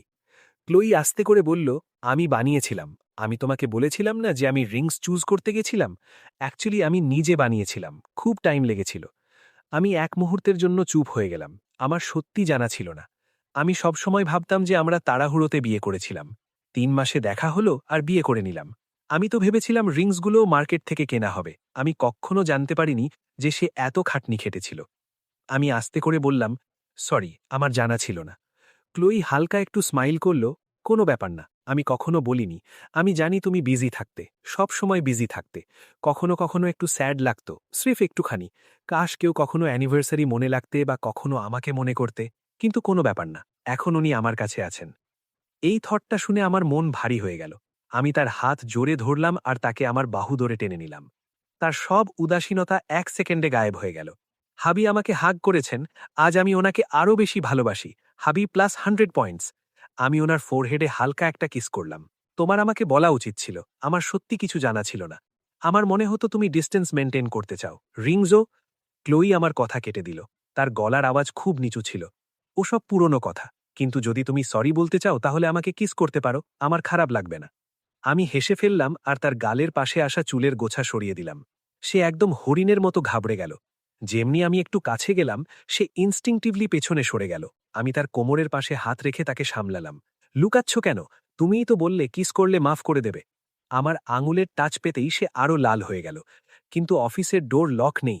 যদি কেউ ভেতরে চলে আসে তাহলে আমার দ্বারা হ্যান্ডেল হবে না। কিন্তু হাবিকে পুশ করাও পসিবল নয়। কি করব? স্রেফ চোখ বন্ধ করে নিই। তার প্যানিক থটস এত ফানি ছিল যে আমার হাসি পেয়ে গেল। অবশেষে আমি সবচেয়ে সিম্পল সলিউশন চুজ করলাম। আমি তার কাছে ঝুঁকে গেলাম আর তার সব মেন্টাল কমেন্ট্রি 1 সেকেন্ডে বন্ধ হয়ে গেল। সে শকে আমাকে দেখতে রয়ে গেল। কিছু মুহূর্ত পর আমি তার চোখের ওপর হাত রেখে দিলাম। ক্লোই আস্তে করে তার মাথা ওপরে তুলল আর আমার শার্টের 2 সাইড ধরে নিল। একদম একটা ছোট ডরে যাওয়া বিড়ালের বাচ্চার মতো, যে পালাতেও চাইছে না আবার ছাড়তেও চাইছে না। তারপর তার মাথায় শেষ থটটা এলো, যদি হাবির অফিস রোম্যান্স পছন্দ হয় তবে আমার আনসার হয়তো হ্যাঁই হবে। তার লজ্জা দেখে আমি হাসলাম। সে এত কিউট আর অসহায় লাগছিল যে আমার মন গলে গেল। তার পলক হালকা কেঁপে উঠল। তারপর সে চোখ বন্ধ করে নিল আর নিজের মুখ আমার বুকে লুকিয়ে ফেলল। সত্যি বলতে কিছু জিনিস একবার শুরু হয়ে গেলে অভ্যেস হয়ে যায়, যেমন কিস করা। আমি তার দিকে তাকিয়ে বললাম, একটা কথা বলবে, তুমি কি আমাকে টাচ করা বন্ধ করতে পারো? কাপড়ের ওপর থেকেও কেউ যদি তোমার অ্যাপস চেক করে তবে সে ডিস্ট্র্যাক্ট হয়। ক্লোই সাথে সাথে ধরা পড়ে গেল। উপস! সে আস্তে করে আমার বুক চেপে ধরে মাম্বেল করল। কিন্তু তুমি আমার ওয়েস্ট টাচ করেছিলে। আমি স্রেফ ইকুয়াল এক্সচেঞ্জ করছি। তোমার ফেয়ার ডিল পছন্দ, তাই না? আমি হেসে ফেললাম। আমাদের চোখাচোখি হল। সে নজর সরিয়ে নিতে চাইছিল, কিন্তু জোর করে আমার দিকে তাকিয়ে রইল। আমার চোখ যদি বড় বড় লাগে তবে আমাকে কনফিডেন্ট লাগবে। তার এই কাণ্ডকারখানা দেখে তাকে খ্যাপানোর আরও ইচ্ছা করছিল। ইকুয়াল এক্সচেঞ্জ পরে, আমাকে এটা বলো, তুমি আমাকে লিয়াম কেন বললে? তার সব কনফিডেন্স ১ সেকেন্ডে উড়ে গেল। আমি আমি স্রেফ এমার্জেন্সি, এমার্জেন্সি। আমার মাথায় কিছু লোডই হচ্ছে না। হাবি আমাকে দেখছেন। আমার পুরো ব্রেন স্রেফ হাবিকে দিয়ে ভরা। অবশেষে সে চোখ বন্ধ করে নিল আর সত্যি বলে দিল, আমি তোমাকে হাবি ডাকতে চেয়েছিলাম, কিন্তু ভয় লাগছিল কোথাও যদি তুমি ইগনোর করে দাও তবে অকওয়ার্ড হয়ে যাবে। আমি কিছু সেকেন্ড চুপ রইলাম, তারপর হেসে দিলাম। তাহলে আজ থেকে সোজা হাবিই ডাকো, আমি হালকা হেসে বললাম। ক্লোই ফ্রিজ হয়ে গেল। তার চোখ বড় বড় হয়ে গেল। তারপর ধীরে ধীরে তার মুখে স্মাইল চলে এলো, একটা আসল স্মাইল। সেই মুহূর্তে আমি বুঝতে পারলাম সোজা কথা বলা কতটা সহজ হয়। আমরা দুজন এখনও অভ্যেস করছিলাম, কিন্তু প্রগ্রেস হচ্ছিল। আমি সময় দেখলাম, চলো এখন কিছু খেয়ে নেওয়া যাক। অফিসের লাঞ্চ বোরিং হয়। ক্লোই সাথে সাথে তার ব্যাগ তুলে নিল। আমরা দুজন অফিস থেকে বেরোলাম। আমার নজর তার পার্সের ওপর গেল। আমার ক্যারি করা উচিত। আমি দেখেছি বয়ফ্রেন্ডরা শপিংয়ে ব্যাগ তোলে। ক্লোই আগে আমাকে দেখল, তারপর ব্যাগটাকে। কিন্তু আমি এই ব্যাগটা আউটফিটের সাথে ম্যাচ করে নিয়েছিলাম। তারপর সে সাহস করে তার হাত আমার বাহুর মাঝে গলিয়ে দিল। এমনিতেও এটা তোমার আউটফিটের সাথে ম্যাচ করে না, কিন্তু কোনো ব্যাপার না। আমার বেস্ট অ্যাক্সেসরি আজ তুমি। হাবি আর আমি পারফেক্ট ম্যাচ। ব্যাগ কেন ধরব যখন আমি তোমাকে ধরতে পারি? তার অদ্ভুত পজেসিভনেস আমার ফানিও লাগত, আবার ভালোও লাগত। আমি ভাবতে লাগলাম, আগে আমার তার থটস খুব উইয়ার্ড লাগত, এখন আমি সেগুলোর সাথে অ্যাগ্রি করতে লাগছি। আমি কি ধীরে ধীরে তার মতো ভাবতে শুরু করেছি? আমরা পার্কিংয়ের দিকে হাঁটছিলাম। ক্যাম্পাসের ভিউ বেশ ভালো ছিল। ক্লোই কথা ঘুরিয়ে দিল, তুমি এখানে পড়তে কেন আসনি? আমি হেসে ফেললাম, আমার প্যারেন্টসদের কাছ থেকে পালানোর জন্য। কোন বাচ্চা প্যারেন্টসদের কন্ট্রোল থেকে পালাতে চায় না? আমার পুরো ফ্যামিলি অ্যাকাডেমিক্সে ভরা ছিল। আমি অ্যাভারেজ বেরোলাম। আমি জানতাম রিসার্চ আমার দ্বারা হবে না, কিন্তু প্যারেন্টস সবসময় বাচ্চাদের জন্য রোড বানাতে চায়। আমার চাইল্ডহুড ভালো ছিল।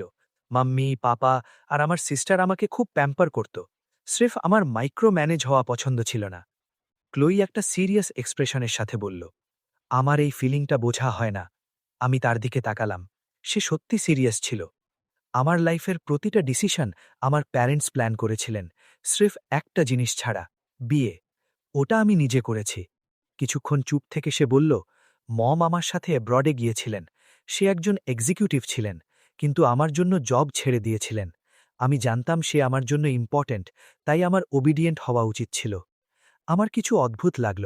আমি তার ফ্যামিলি ব্যাকগ্রাউন্ডের ব্যাপারে একটু জানতাম, তাই জিজ্ঞেস করে বসলাম, তোমার মম আমাকে পছন্দ করেন না নাকি?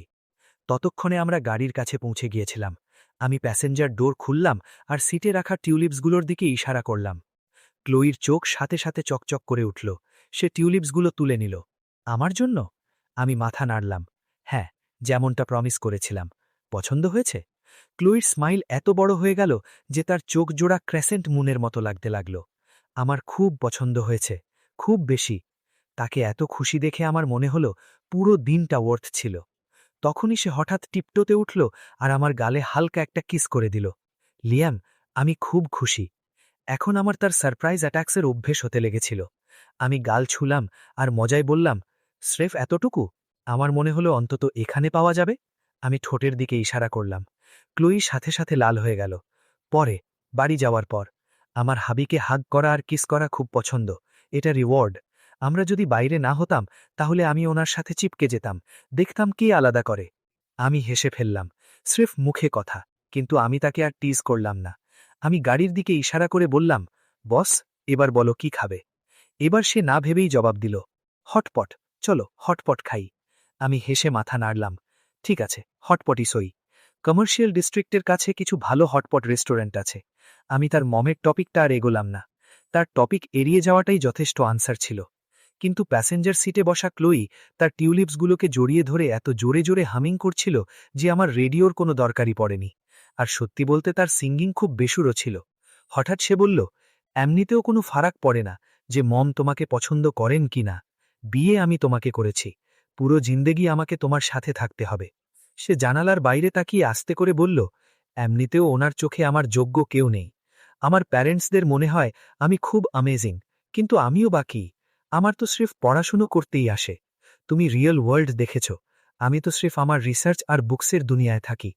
আমি সাথে সাথে ভ্রু কুঁচকে ফেললাম। এমন কথা বলো না, তুমি রিসার্চ করো, নিজেকে এত আন্ডার এস্টিমেট করো না। তুমি বেশিরভাগ লোকের থেকে অনেক বেশি কেপেবল। আমার আজ তোমার লেকচারের হাফেরও মাথায় ঢোকেনি। ক্লোই মাথা নাড়ল। ওটা আলাদা কথা।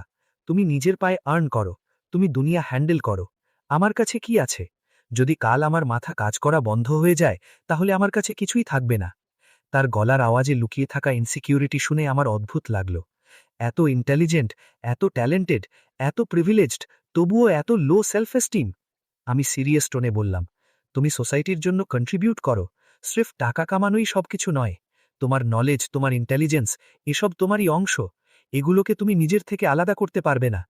কি করে কোনো এত অ্যামেজিং মেয়ে ভাবতে পারে যে তার কাছে কিছুই নেই? আমি 1 সেকেন্ড থামলাম, তারপর মজায় বললাম, আর এমনিতেও তোমার লুকসকে তো আমি এখনো ডিসকাশনে আনিনি। ক্লোই হেসে ফেলল। আমার মানে ওটা বলছিল না। স্রেফ তোমার সামনে আমার মনে হয় আমার স্রেফ পড়াই আসে। আমি মাথা নাড়লাম। তুমি নিজের খেয়াল রাখো, যা শেখো তা অন্যদের শেখাও, এটা খুব বড় কথা। তবে একটা কথা মনে রেখো, আমার পছন্দ নয় যখন তুমি আমাদের আলাদা ক্যাটেগরিতে রাখো। ক্লোই আমার দিকে তাকালো। আমি কি করলাম? আমি হেসে জবাব দিলাম, তুমি বারবার তুমি আর আমি বলো। আমি চাই আমরা, আমরা একটা টিম। তার গলার আওয়াজ নিচু হয়ে গেল। আমারও ওটাই চাই। আমাকে আমরা হতে হবে। আমার সাথে সাথে মাথা কাজ করতে লাগল। আমাদের ছোট ফ্যামিলিতে তুমিও অ্যামেজিং, আর এমনিতেও আমার খেয়াল কে রাখে? তুমি। স্রেফ এতটুকু শোনার অপেক্ষা ছিল। ক্লোইর মুখ সাথে সাথে চকচক করে উঠল। তার উদাস এক্সপ্রেশন গায়েব হয়ে গেল, যেন কেউ সুইচ অন করে দিয়েছে। সত্যি এই মেয়েকে মানানো কতটা সহজ ছিল। স্রেফ একটা সেন্টেন্স আর সব উদাসীনতা খতম। পুরো হটপট ডিনারের সময় সে লিটারেলি গ্লো করছিল। হয়তো আমার ওই কথাটা তার ভেতর কিছু ট্রিগার করে দিয়েছিল, কারণ সে প্রায় পুরো ডিনারে আমাকে নিজে সার্ভ করল। কখনো বোল ভরে দিচ্ছিল, কখনো মিট ঢালছিল, কখনো জিজ্ঞেস করছিল যে আর চাই কিনা। আর আমার একদম খারাপ লাগছিল না। আমি তো খুশি মনে তার সার্ভিস একসেপ্ট করছিলাম। অবশেষে আমার বোঝা হয়ে গেছিল। ক্লোই আসলে মন থেকে এখনও একটা শিশুর মতোই ছিল। সে যখন বলতো যে তার মানুষের সাথে ইন্টারঅ্যাক্ট করতে আসে না, তখন সে সত্যিই বলতো। কিন্তু তার ওই ইনোসেন্ট অনেস্টিই ছিল তার সবচেয়ে বড় চাম। সে ভেবেছিল আমার কোল্ড অ্যান্ড আলুফ ইন্টেলেকচুয়াল গার্লস পছন্দ, আর তাই 2 বছর ধরে সে ওই রোল প্লে করে চলেছিল। অন্য কেউ হলে আগেই জিজ্ঞেস করে নিত বা অন্তত টেস্ট করত, কিন্তু ক্লোরি সোজা ওই কথাটাকে সত্যি বলে মেনে নিয়েছিল। এটা স্রেফ দেখাতো যে সে কতটা শেল্টার্ড লাইফ কাটিয়ে বড় হয়েছে। তাকে কখনো কেউ ধোঁকা দেয়নি, কখনো কেউ তার ফায়দা তোলেনি। আর এখন সে পুরোপুরি আমার ছিল, আর এটা ভেবেই আমার মুখে আপনা আপনি হাসি চলে এলো। সেদিন রাতে বাড়ি ফেরার সময় আমি ক্লোইকে দেখে হাসলাম। 2 বছর ধরে আমরা একই বাড়িতে থেকেও একে অপরকে বুঝতে পারিনি। আমি ভাবতাম ক্লোই আমাকে ভালোবাসে না, আর ক্লোই ভাবত যে আমি তাকে পছন্দই করি না। একটা ছোট মিসআন্ডারস্ট্যান্ডিং আমাদের 2 বছর ধরে দূরে রেখেছিল। কিন্তু এখন সবকিছু বদলে গিয়েছিল। এখন আমাদের একে অপরের মনের কথা বোঝার জন্য কোনো সুপার পাওয়ারের দরকার ছিল না, কারণ আমরা ফাইনালি কথা বলা শিখে গিয়েছিলাম। ক্লোই আমার দিকে তাকালো আর হাসল। আমি তার হাত ধরে নিলাম। এবার সে হাত ছাড়িয়ে নিল না, না কোনো লজ্জা, না কোনো দ্বিধা, স্রেফ হালকা একটা স্কুইজ, যেন বলছিল, আমি এখানেই আছি। আমি হেসে ফেললাম। হয়তো তার থটস শোনার পাওয়ারটা আমি একটা কারণেই পেয়েছিলাম, যাতে আমি বুঝতে পারি যে মেয়েটিকে আমি সবসময় ঠান্ডা আর দূরে থাকা ভাবতাম, সে আসলে আমাকে দুনিয়ায় সবচেয়ে বেশি ভালোবাসত। আর এখন আমারও তাকে ভালোবেসে ফেলেছিলাম। ক্লোই আস্তে করে তার মাথা আমার কাঁধে রেখে দিল। হাবি? এবার সে এই শব্দটা স্রেফ নিজের মাথায় নয়, বরং মুখে ফুটে বলল। আমি তার হাত আরও শক্ত করে ধরে নিলাম। ইয়েস ওয়াইফি,